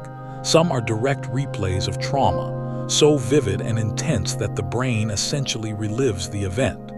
For these dreamers, sleep doesn't offer relief. It becomes another battleground. Thankfully, treatments exist. We mentioned imagery rehearsal therapy earlier, one of the most effective techniques for reducing the frequency and intensity of nightmares. It's a simple idea: rewrite the nightmare while awake, and the new version often replaces the old in your dream cycles. You don't even have to believe in it for it to work. Your brain is listening either way. There's also lucid dreaming, which we'll explore more soon. For now, just know this: some people use lucidity to confront their nightmares head-on. Realizing they're dreaming, they turn and face the monster. They ask questions. They change the dream. They fly away. And often, the nightmares lose their power. Fringe fact alert: in Tibetan Buddhism, there's a practice called dream yoga, where practitioners train themselves to remain conscious within their dreams. Not just to explore, but to confront fears, dissolve illusions, and reach enlightenment. In this view, nightmares are not just fears, they're teachers. If you can face the monster and smile, you grow. And that's the thing. Even our worst dreams might be trying to help us. Not comfort us necessarily, but toughen us. Wake us up, not from sleep, but from patterns we've been too afraid to examine during the day. Nightmares are not your enemy. They're messengers. They arrive loud, chaotic, and full of teeth. But maybe, just maybe, they're pointing you towards something you haven't finished healing, something you haven't faced, not yet. So as you lie there, sleeping in peace again, having weathered the storm of your internal theater, remember, you survived. The monster didn't win. You woke up. You're still here. And tomorrow, your dreams may return to softer lands. But if another nightmare visits, maybe this time, you'll know it's not just a threat. It's a lesson dressed in shadows. Your body rests deeper now, more relaxed than it's been all day, but your mind, it's about to take a detour. You're still dreaming, but something's off. You notice the colors are too bright. The logic is bending. The man handing you a sandwich just turned into a dolphin wearing a monocle, and instead of accepting it like normal, you pause. Wait a second. That's right, you've become aware. This is no ordinary dream anymore. You're now in the rare and slippery realm of lucid dreaming. It's that bizarre, mind-bending moment when your dreaming self realizes, hey, this is a dream. And more than that, you realize you can steer it. Not everyone experiences this, but it's more common than you might think. Studies suggest that over 50% of people will have at least one lucid dream in their lifetime. For some, it's a fluke. For others, it becomes a hobby. For a small group, it becomes a practice, part meditation, part art form, part psychological experiment. Lucid dreams tend to occur during REM sleep, when your brain is at its most active. And here's where it gets really weird. During lucidity, the prefrontal cortex, usually quiet during dreaming, starts to wake up. It's as if your logical brain sneaks back in through a side door and taps your dreaming self on the shoulder like, "Psst, none of this is real." And with that knowledge, the game changes. You might choose to fly, to breathe underwater, to conjure a door in the middle of a forest and walk through it into another world entirely. Some people use lucid dreams to confront fears, to visit loved ones, to rehearse speeches, or explore impossible versions of themselves. And others, well, they use it to, let's say, investigate romantic possibilities. No judgment. But how does it happen? What triggers lucidity? One of the most common is a reality check, some internal inconsistency that makes you pause. Clocks with changing numbers, books whose text won't stay still, light switches that don't work, or that classic dream moment. You're back in school, but somehow also at your childhood home, wearing a clown nose. Wait, what? Lucidity usually sparks when you question reality and realize it doesn't pass the test. There are also techniques to induce lucid dreams on purpose. The most popular is called mild, mnemonic induction of lucid dreams. You repeat a phrase to yourself as you fall asleep like, "I will know I'm dreaming." Combine this with waking up briefly during the night, then falling back asleep while focused on that intention, and voila, you've got a decent shot. Another method, reality testing. Throughout the day, you train yourself to question reality. Look at your hands. Try to push a finger through your palm. Read a sentence twice. The idea is that this habit will spill into your dreams. Eventually, you'll do the same checks while dreaming and bam, lucidity. But even when you know you're dreaming, staying lucid is a whole other challenge. The dream has a tendency to collapse the moment you get too excited, like trying to hold on to mist.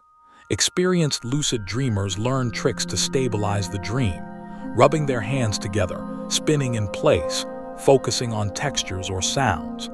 Anything that grounds them in the dream world and keeps it from dissolving.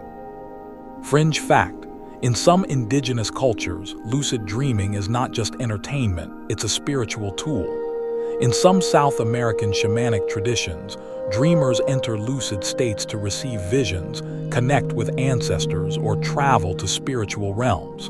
This isn't a sideshow, it's sacred.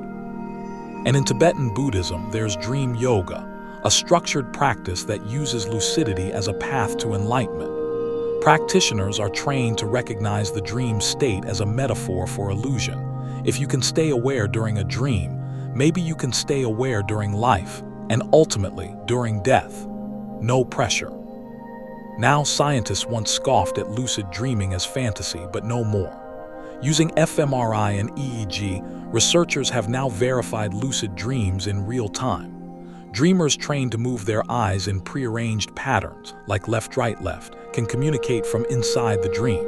It's wild, it's real, and it opens up new questions about consciousness, self-awareness, and the limits of the dreaming brain. So what are the benefits?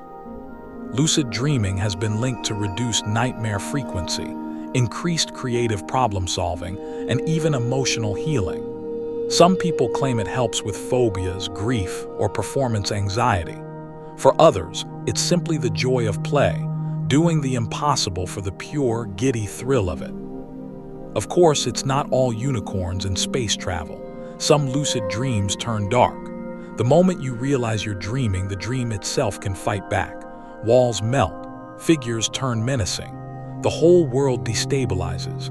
This isn't common, but it's a known phenomenon. Some say it's your unconscious reacting to the intrusion. Others think it's just the dream collapsing under the weight of awareness. Historians still argue whether ancient cultures knew the technical term for lucid dreams, but there's ample evidence that they practiced it, whether through ritual, meditation, or storytelling. The line between dream and vision was often thin. And now we have apps, EEG headbands, and YouTube tutorials on how to lucid dream in 5 easy steps. The mystery isn't gone, it's just wearing a Fitbit now. But don't worry, you don't need fancy tools. Your brain already knows how to do this. Tonight, maybe it will. You might look down at your hands or float a few inches off the ground. You might find a door where there wasn't one before. And when you open it, anything is possible. So sleep a little deeper, dream a little longer, and who knows? You might just wake up inside the dream. You're still asleep, but this time you know it. The dream feels more solid, the colors more vivid, and there's a strange lightness to everything. Not just the physics-defying floating or the way your voice echoes when you shout underwater, it's the sense of possibility. You are, for this moment, the author of your own dream. Now that you're lucid, let's talk about what it means to control the dream realm.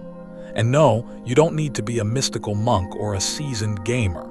You just need a little patience, a pinch of curiosity, and a few tricks up your mental sleeve. Because once you realize you're dreaming, the world doesn't just change around you, you can start changing it. The dream realm responds not to effort but to belief. Try too hard to fly and you'll probably just bounce. But trust that you can fly.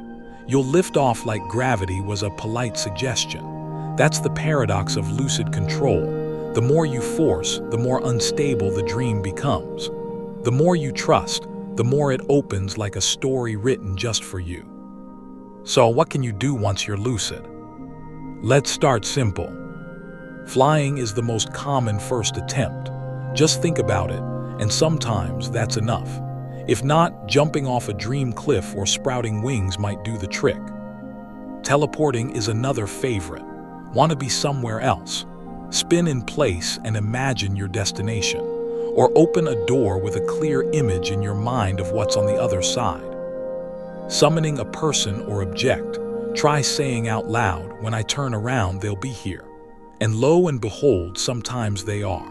The mind is startlingly obedient if you don't overthink it. But here's a secret. Dream control doesn't always go as planned. You may try to conjure a beach and get a sand-filled office lobby instead. You may ask to meet a famous actor and get your 5th grade gym teacher in a wig. It's not because your brain is messing with you, well, maybe a little. It's because the dream is co-authored by your subconscious, and your subconscious has opinions. Here, where it gets interesting, many lucid dreamers don't seek control just for fun. They use it for self-exploration. They ask dream characters questions. Sometimes the answers are nonsense, sure, but sometimes they hit a nerve. One common technique, ask, "What do you represent?" It's a strange moment when a dream figure looks you dead in the eye and says, "I'm your guilt," or "I'm the part of you that gave up." Try sleeping after that. Lucid dreams can also become laboratories for creativity. Writers compose stories. Artists sketch dream scenes the moment they wake. Musicians have woken with new melodies fully formed. The dream becomes not just a world, but a canvas. And for some, a healing space. People use lucid dreaming to confront fears by recreating past events, talking to loved ones they've lost, or facing literal monsters. You know that recurring nightmare? Imagine turning around mid-chase and calmly asking the shadow creature why it's following you. Sometimes it disappears. Sometimes it speaks. Either way, you're reclaiming power. Let's add a mainstream historical moment. In 1867, the French philosopher Léon de Hervé de Saint-Denis published Dreams and How to Guide Them, a personal diary of lucid dream techniques. It's considered one of the earliest Western accounts of purposeful dream control. He described changing dream scenes with thought and even consciously navigating emotional triggers. Over 150 years ago, and the techniques haven't changed much. But for all the wonder and whimsy, there are risks. Some lucid dreamers report false awakenings, dreams in which they think they've woken up but haven't. These loops can go on for several layers. You get out of bed, walk to the mirror, and suddenly realize the reflection isn't moving like it should. Oops, still dreaming. The experience can be unsettling, especially if you're not sure how to break the loop. There's also lucid fatigue. If you're lucid too often, especially in the same night, you might feel mentally drained. After all, staying conscious in a dream takes effort. It's like being the director, the actor, and the set designer all at once. Great for one act, exhausting if you're doing it 6 nights a week. Historians still argue whether traditional dream control practices, like those used in Tibetan Buddhism, are spiritual tools or simply psychological hacks. But in either case, the point remains. Conscious dreaming isn't just about power.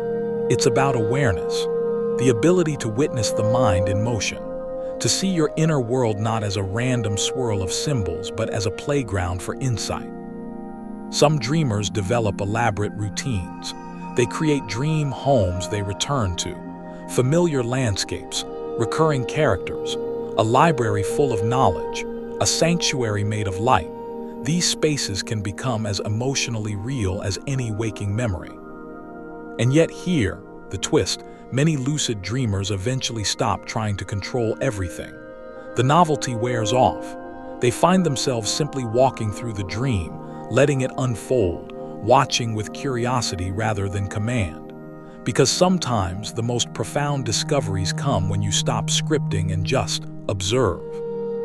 Fringe fact for you. In 2021, a group of international researchers confirmed two-way communication with lucid dreamers in lab settings. Using eye signals and pre-agreed codes, dreamers answered questions while still inside the dream. One participant even did math. Imagine solving 8-6 while asleep in front of scientists. Now that's dream flexing. So tonight, if you find yourself aware, if you glance down and see your hands are glowing, or the sky is purple, or your childhood cat is talking to you, take a breath. You're dreaming and you know it. Try spinning, try flying, try asking the next dream character what they want, or just sit down and watch the clouds drift by. You've earned it. This isn't just sleep, it's conscious exploration. And it's happening inside your mind right now. You're still dreaming, still nestled in that odd, elastic logic of sleep where everything makes sense until it suddenly doesn't. And maybe now you find yourself somewhere eerily familiar. A hallway you've walked 1,000 times but never in real life. A classroom, a car, a kitchen, always the same shape, always the same panic.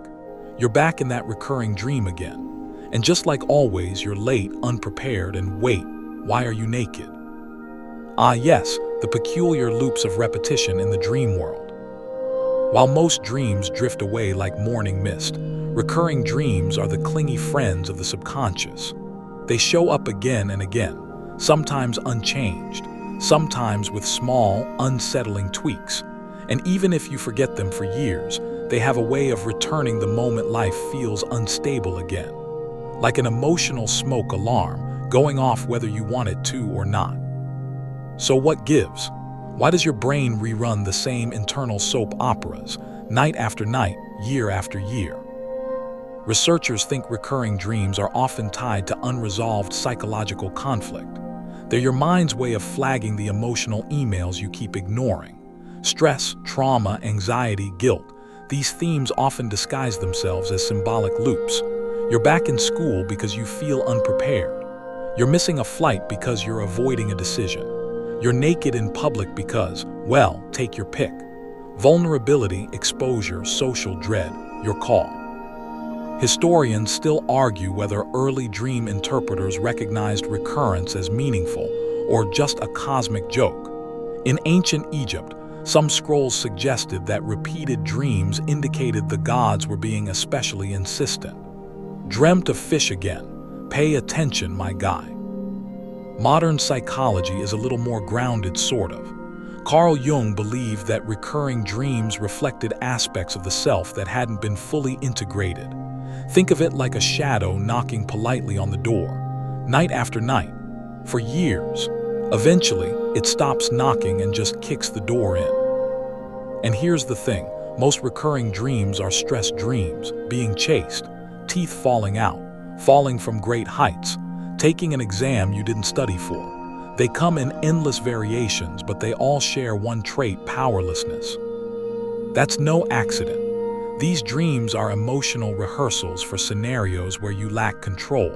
And until the real-world issue gets acknowledged or resolved, your brain keeps sending the same message, over and over, with a little surrealism sprinkled on top.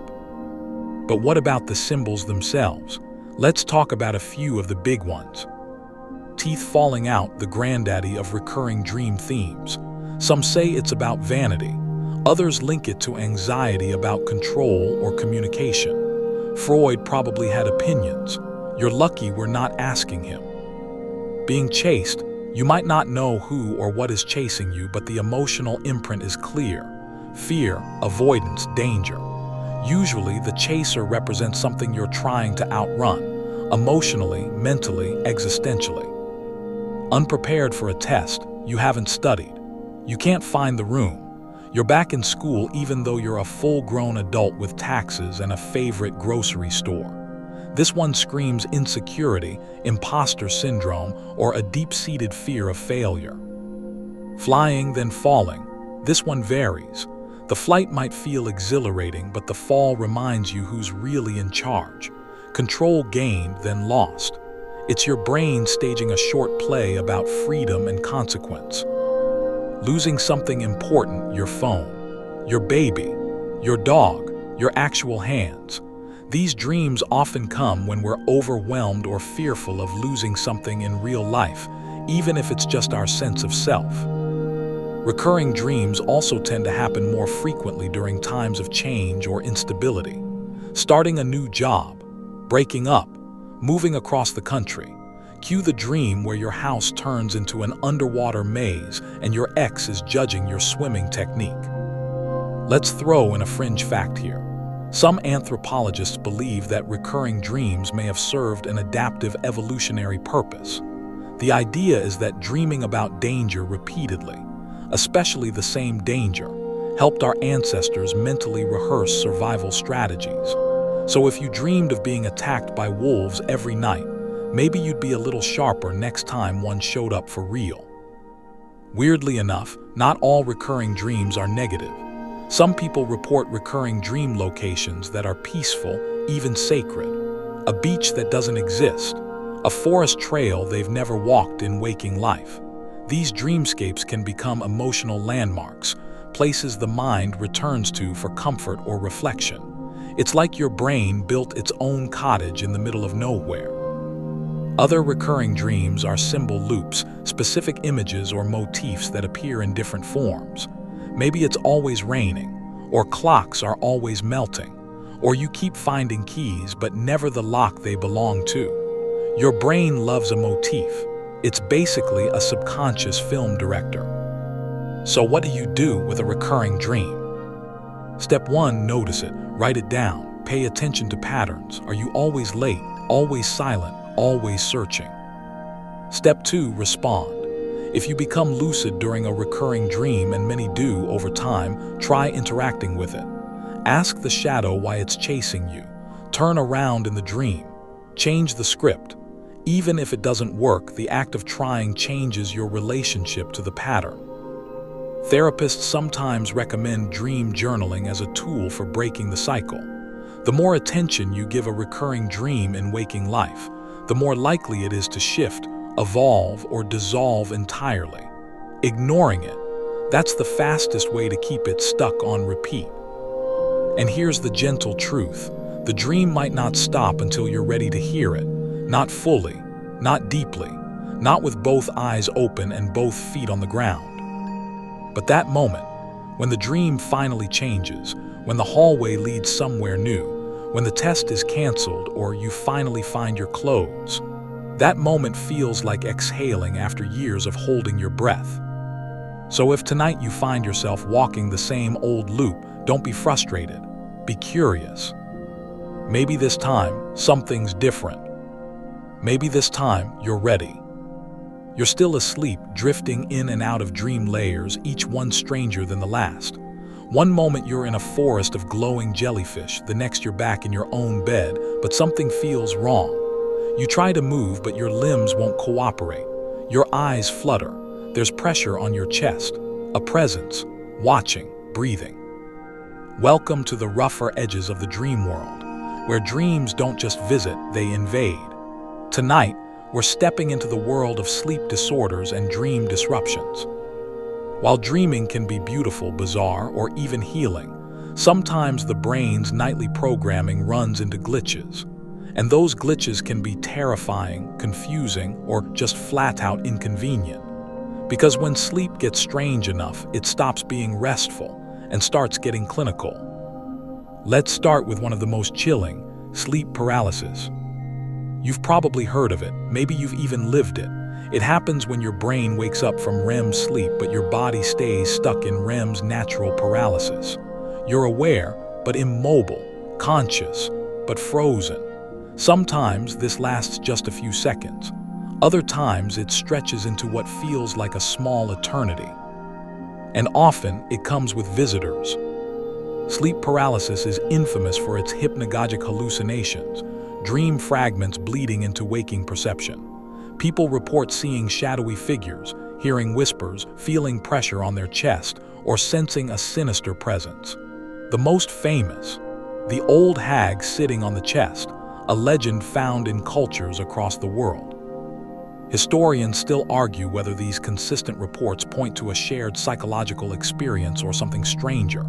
In folklore, sleep paralysis was attributed to spirits, demons, even alien abductions. In Newfoundland, it was the old hag. In Japan, kanashibari, bound by metal. In Nigeria, the devil is pressing you down. Even today, some who experience it swear it's more than just a brain glitch.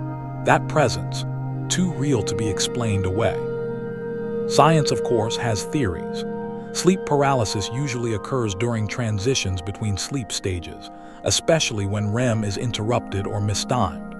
Irregular sleep schedules, stress, and sleep deprivation increase the likelihood. Your brain is essentially confused. The consciousness booted up too fast, while the body still thinks it's dreaming. Then there's night terrors, a very different beast from nightmares. These mostly affect children, but adults aren't immune. Unlike nightmares, which occur during REM sleep, night terrors strike during deep NREM sleep. The dreamer might scream, thrash, or even jump out of bed, eyes open, heart racing, but they're not awake. Not really. They usually don't remember anything afterward. Parents watching a child midnight terror often report the same helpless horror. The child seems possessed, utterly unreachable. And then nothing. Calm returns. The child sleeps on. No memory, no explanation.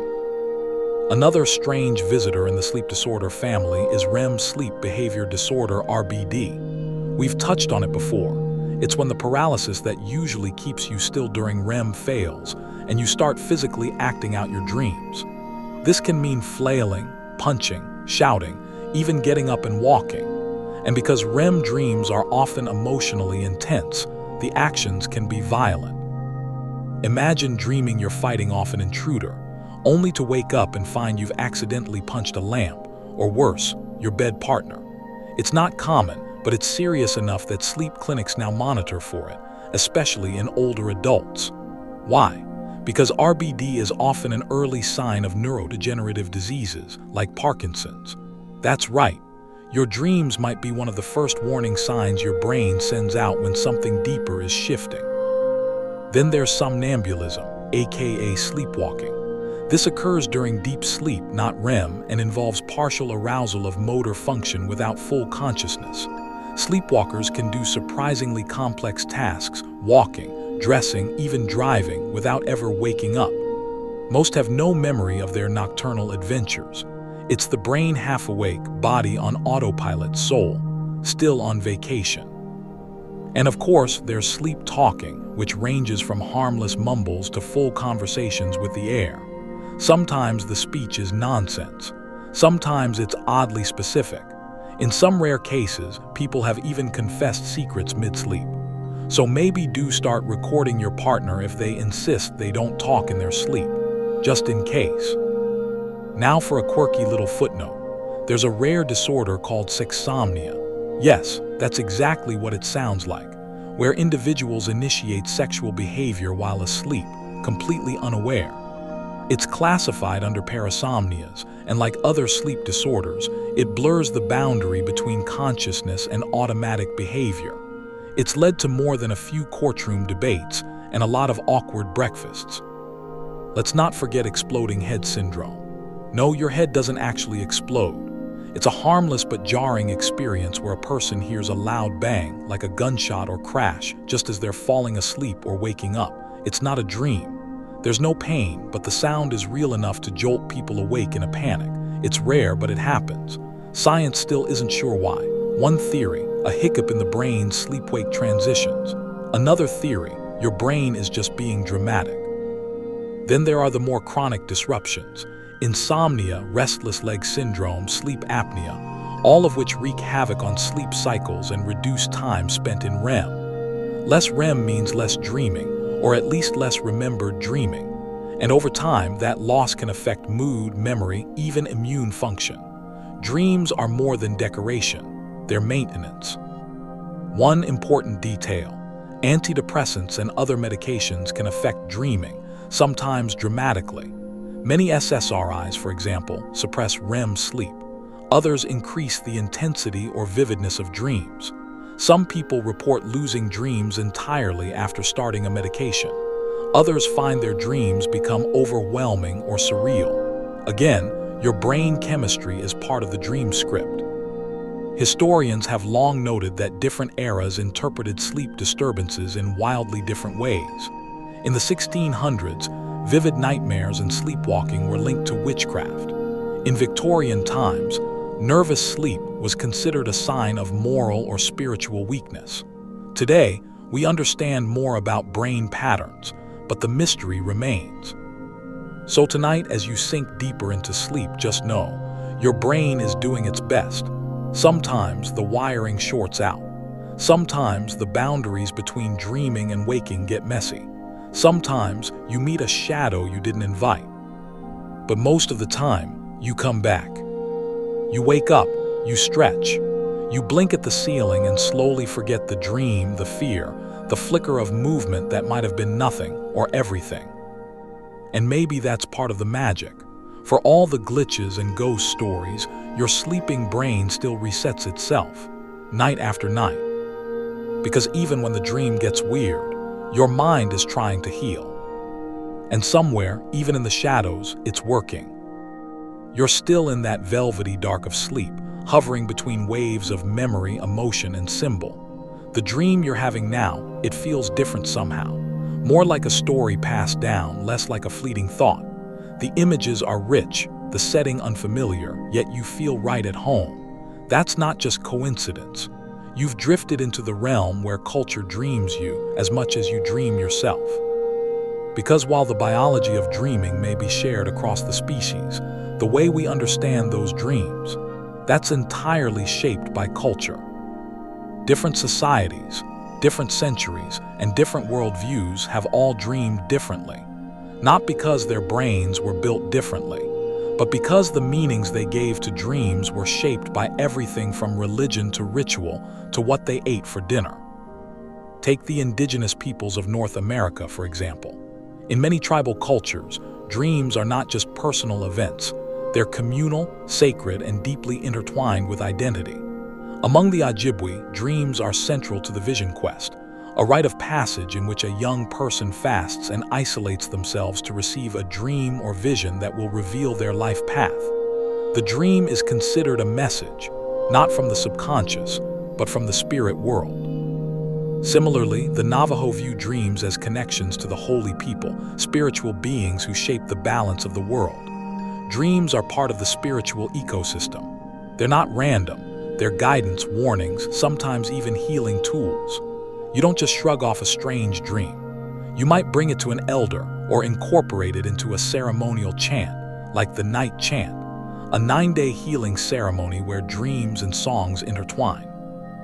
Historians still argue whether some of these dream practices are metaphorical frameworks or actual experiences of alternate states, but either way, they're taken seriously. Imagine waking from a vivid dream and being told, "This is a message, not a malfunction." Across the ocean in ancient China, dreams were seen as both spiritual and physiological. The philosopher Zhuangzi famously dreamed he was a butterfly, and then, upon waking, wondered whether he was a man who had dreamed he was a butterfly, or a butterfly dreaming he was a man. Dream logic, 300 BCE edition. In traditional Chinese medicine, dreams were diagnostic. Dream of fire. Your yang is overactive. Dream of water. Maybe your kidneys are weak. Emotions, dreams, and bodily health were seen as deeply linked. A dream wasn't random, it was a symptom, a whisper of imbalance. Meanwhile, in Islamic cultures, dreams, ruya, have long held a respected place in spiritual life. The Prophet Muhammad is said to have emphasized the importance of dreams as part of divine communication. Even today, many Muslims keep dream journals, seeking guidance or insight. The 3 types of dreams often described are true dreams from God, ordinary dreams from daily life, and disturbing dreams from the devil. Dream interpretation is an art, and in some cases, a religious responsibility. And let's not skip Aboriginal Australian dreaming, often called the dream time, though that's a Western translation of a more complex spiritual concept. This isn't just dreaming as we know it, this is cosmic time. The dreaming refers to an ancient, eternal realm where ancestral beings shape the land, laws, and life. These stories are passed down through oral tradition, songlines, art, and yes, night dreams. When you dream in this framework, you're not just visiting an imaginary space. You're accessing ancestral knowledge. The dream may include signs, animal guides, or spiritual instructions. It's not just a dream, it's a living connection to creation itself. Let's slide into South America now, where many indigenous Amazonian tribes see dreams as travels. The Achuar people of Ecuador and Peru begin each day by sharing and interpreting dreams together. Before coffee, before chores, Dream sharing is as important as hunting or fishing. And these aren't symbolic riddles, they're actionable guidance. If you dream of a jaguar, maybe today is not the day to venture into the forest alone. And then there's the role of plants in dreaming. In many South American cultures, dreams are intentionally induced through plant medicine, most famously ayahuasca. These ceremonies, guided by shamans, create vivid visionary experiences that are dreamlike in structure but held sacred in intention. Healing, revelation, connection to the spirit world. It all happens through dream states, opened by ritual and tradition. Fun fringe fact: the ancient Maya also placed strong emphasis on dreams, but they believed that both dreamer and dream were real. That is, the person in your dream exists, not just as a projection but as a spiritual being somewhere. You weren't just dreaming of them, you were meeting them. Fast forward to modern Western society, and dreams get far less sacred billing. Here, they've been medicalized, pathologized, or turned into novelty. Most people don't share their dreams over breakfast. You might Google what it means if you dream about spiders, but you're less likely to consult a village elder.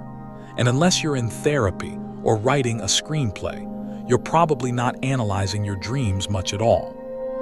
But even in the West, dreams still slip through the cracks of logic. The popularity of dream dictionaries, astrology apps, and TikTok psychics all hint at a quiet craving for meaning. You might not believe your dream means something cosmic, but part of you wants it to. So which is it? Sacred message, cognitive byproduct, emotional rehearsal? Maybe all of it. Dreams carry the fingerprints of your culture, your language, your faith, your fears. They're shaped by what your society teaches you to notice and what it tells you to ignore. A tiger in one culture is danger, in another, a protector. A falling dream might be failure to you, but freedom to someone else. Dream content shifts across borders. Westerners report more dreams of violence and competition. Eastern cultures report more cooperative dream content. Nightmares are more frequent in countries with high political unrest. Spiritual dreams increase during religious holidays. The dreaming mind absorbs not just your daily life, but your cultural reality. So tonight, as your brain crafts its next dream, remember, you're not dreaming alone. You're dreaming with your ancestors, with your language, with your traditions, and even now with the world.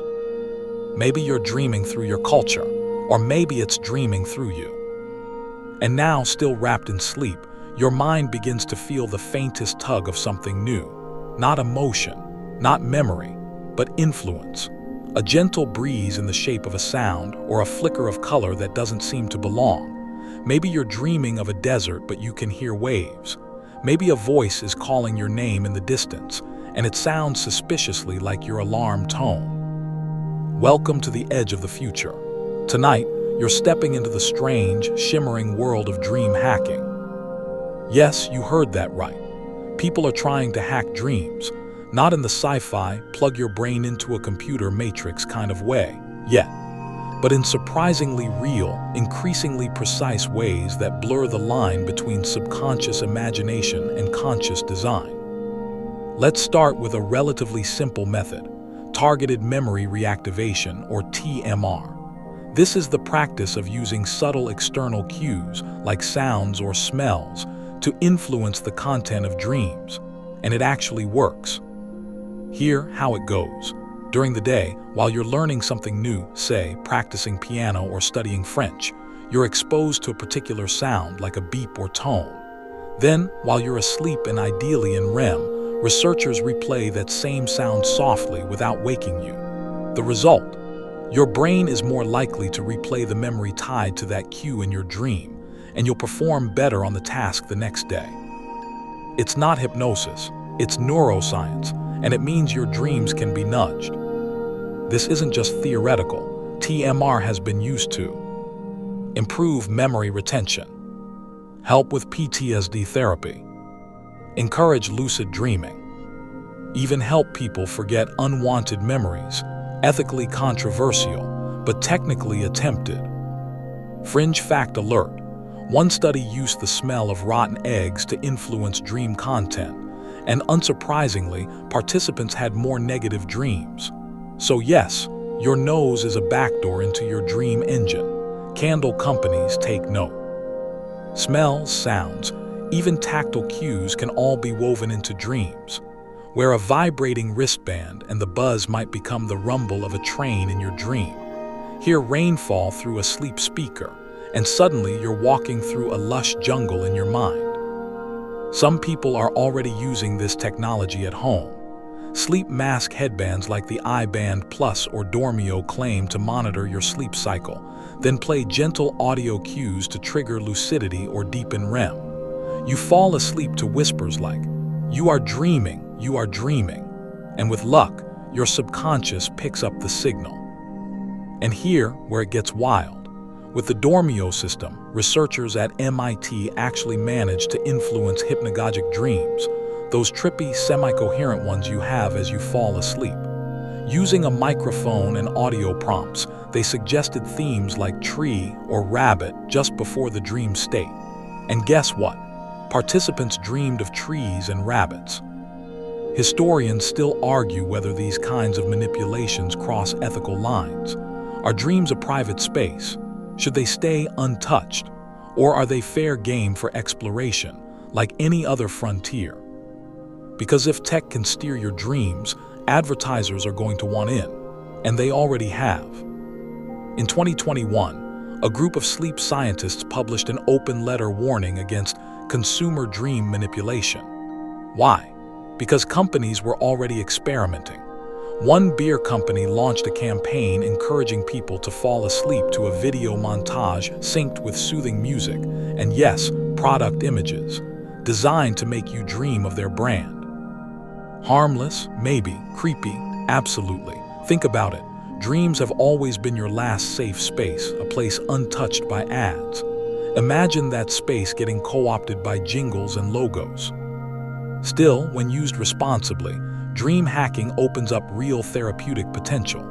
For example, imagine guiding someone into a safe dream space before surgery, or helping a trauma survivor re-script their nightmares with gentle suggestions, or creating targeted creativity boosts during sleep for artists, designers, or writers.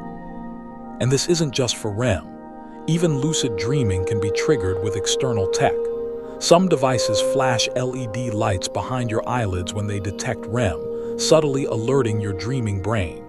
In the dream, these flashes might appear as blinking signs, lightning, or camera flashes, just enough to make you stop and think, wait a second, am I dreaming?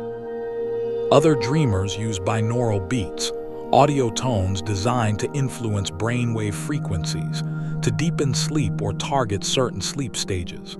The science here is still evolving, but many swear by it. At worst, you get a trippy soundtrack to your slumber. Now for a fun twist, what if AIs could record your dreams? No, we're not quite there. But scientists in Japan have already used fMRI and AI algorithms to reconstruct crude visual imagery from brain activity. By monitoring visual cortex patterns and feeding them through machine learning, they generated blurry images of what participants were seeing in their dreams. Mostly shapes, colors, maybe a hint of face, but still, the door is opening. One day, it's not impossible that your dreams could be recorded, decoded, or even shared. Think Black Mirror, but cozier. Dream-sharing therapy, dream-based storytelling, collaborative dreaming spaces. Sound out there. So did flight once. Of course, your dreams don't need to be hacked to be valuable, but knowing that they're open to influence, that you can plant ideas in them, shape them, interact with them, it changes the dynamic. It turns the sleeping brain into more than just a theater. It becomes an interface. You, dear dreamer, are no longer just a passenger. You're a developer. So tonight, if you choose to fall asleep to soft music or a repeated phrase, or if you wear that fancy new dream headset, you might feel it. That nudge, that subtle shift. The dream begins and the door opens just a little wider. And what you do with it, that's still entirely up to you. Still dreaming, still adrift in a world that bends around your thoughts, you now find yourself in a familiar setting. Maybe a park, a city, a quiet room, but something's different. Someone nearby is watching, taking notes. Not ominously, curiously. A quiet hum of machinery, a flicker of data, a screen displaying patterns you can't quite read. Congratulations, you've wandered into the future of dream research. Because while most of us treat dreams as fleeting curiosities, gossamer wisps lost to the alarm clock, scientists, artists, and engineers are busy building bridges into dreamland. And in the not-so-distant future, dreaming won't just be something that happens to you. It might become something you explore, share, and even design. So let's walk through what tomorrow's dreamscape might look like. To start, think of where we already are. As of now, researchers can use EEG and fMRI to track brain activity during sleep. They can spot REM cycles. They can tell when your visual cortex lights up. They can correlate dream recall with spikes of activity in the temporoparietal junction, an area associated with self-awareness and imagination. We're even experimenting with real-time communication between sleepers and researchers. You remember the studies we touched on earlier? Dreamers in lucid states answering math questions with eye movements, replying yes or no to spoken prompts. That's no longer science fiction, it's peer-reviewed. So what's next? One major goal, dream decoding. Right now, teams in Japan, the US, and elsewhere are trying to map patterns of neural activity to specific images. Using machine learning, they've trained AI models to guess what people are seeing or dreaming based on the brain's firing patterns. In one experiment, participants were shown hundreds of images while inside an fMRI scanner. The computer learned what brain activity correlated with each image, say, a tree, a face, a clock. Then, when participants later dreamed and reported their dreams upon waking, the computer scanned their sleep data and reconstructed blurry, color-washed versions of what they saw. Was it perfect? Not even close. Was it a start? Oh, absolutely. Because once machines learn to read dreams in visual form, even just vaguely, we enter an entirely new relationship with our sleeping minds. Imagine a future where therapists can help patients replay and explore traumatic dreams together, safely. Artists can extract inspiration directly from their dreams and sketch them with AI assistance. Couples or friends can experience shared dream environments, synced via cues or VR-assisted lucid induction. Writers can visualize dreamscapes and convert them into immersive virtual worlds. Historians still argue whether dream sharing is just a fantasy or the next frontier of empathy, but the groundwork is being laid. Already, companies are experimenting with sleep tech wearables that don't just track sleep stages, but attempt to modulate dream quality and content. Imagine a future where your smartwatch doesn't just count your steps, it guides your REM cycles. Let's take a slightly weirder turn. What happens when dreams and AIs become collaborators? Some researchers are asking whether AI can help people seed their dreams. Let's say you're working on a novel and you want your dream to generate ideas for your villain backstory. What if an AI could analyze your themes, generate cues, and feed those suggestions back into your sleeping brain? Or think about dream-enhanced learning. You spend the day studying a language, then your AI sleep assistant plays reinforcing cues during REM to help you lock it in. The next day, your recall's off the charts. That's TMR, scaled up to sci-fi levels. There's even speculation that future therapy could happen in dreams. Guided lucid dreaming sessions, either assisted by tech or trained therapists, could let patients interact with internal archetypes, memories, or fears in real time. A dream where you don't just re-experience the breakup, but sit across from it and talk it through. A nightmare where the monster doesn't chase you, but listens to you. A dream where you don't just fly, you heal. Fringe fact alert. There's already a working prototype called Dormio, developed by MIT's Media Lab. It detects the hypnagogic state, that fragile moment between wake and sleep, and delivers subtle voice cues to guide dream content. In early tests, researchers were able to plant specific themes, like fork or rabbit, into dreams with shocking accuracy. It's still in early stages, but it hints at a future where your dreams might be co-written. And yes, all this comes with big questions. Who owns your dreams? If dream data becomes part of your digital footprint, how is it stored, protected, monetized? In the wrong hands, could dreams be manipulated? Could dream-based advertisements become a reality? Could courts use dream data? Could governments? These aren't just theoretical musings. Sleep scientists and ethicists are already raising red flags about dream privacy. In fact, some are proposing a dream bill of rights, guidelines to protect the sanctity of dreams as personal, inviolable spaces. Because once we can influence dreams, we'll be tempted to commercialize them. But not everything in the mind is meant for market. Still, even with those ethical concerns, the potential is thrilling. We might be entering an era where artists generate work based on recorded dream fragments. Therapists guide clients through rescripted lucid scenarios.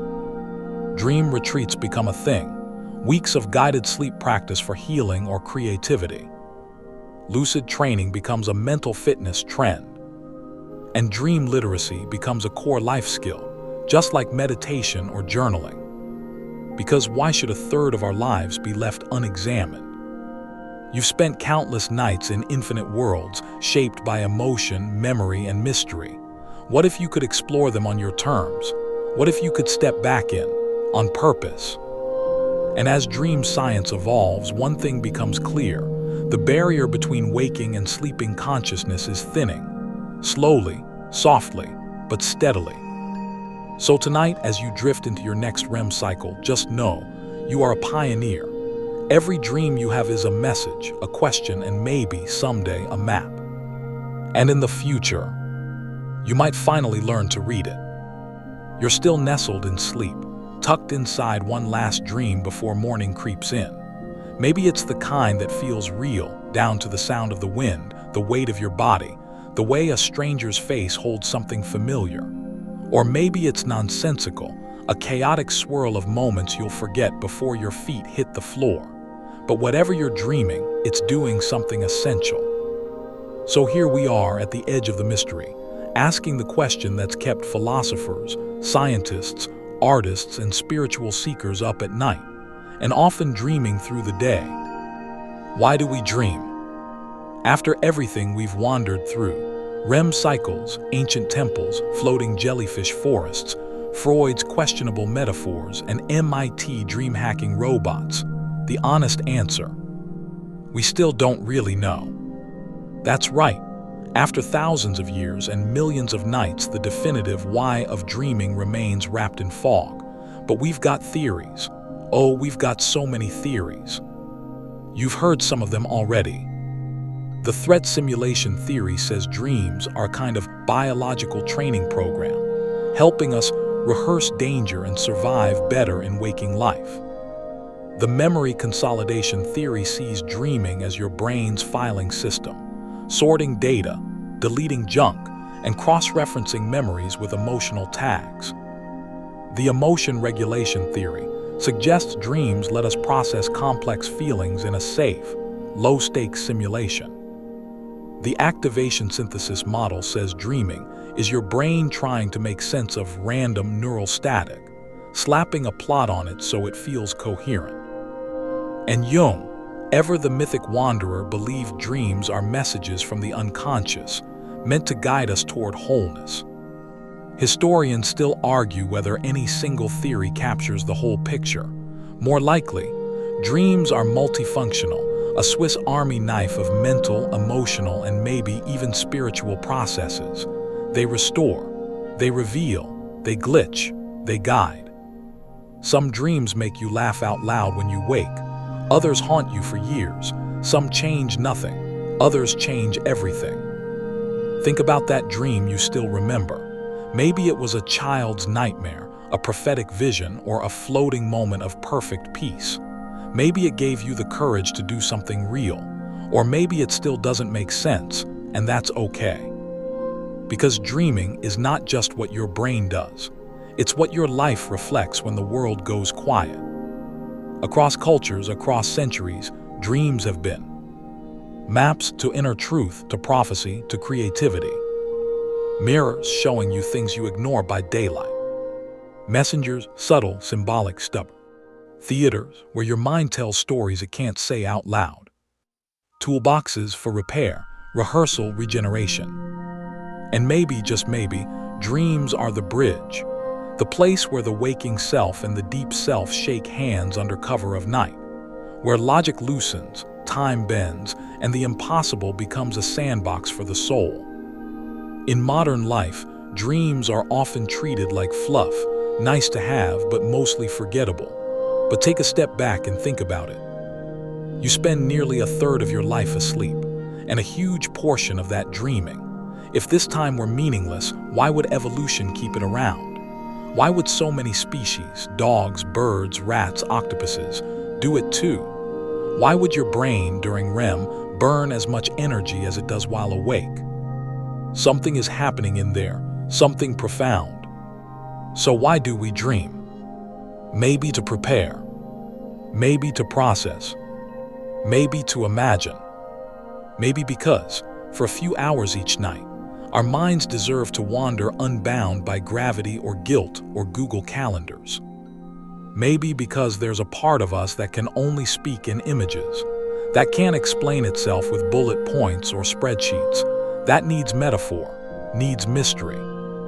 And dreams, they are that language. And as technology races ahead, giving us the power to influence, track, even record our dreams, we must decide how we engage with this gift. Do we use it to escape, to control, or to understand ourselves more deeply?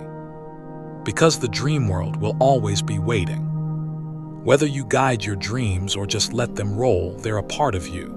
A nightly return to wonder, to healing, to meaning, even if you never remember the plot.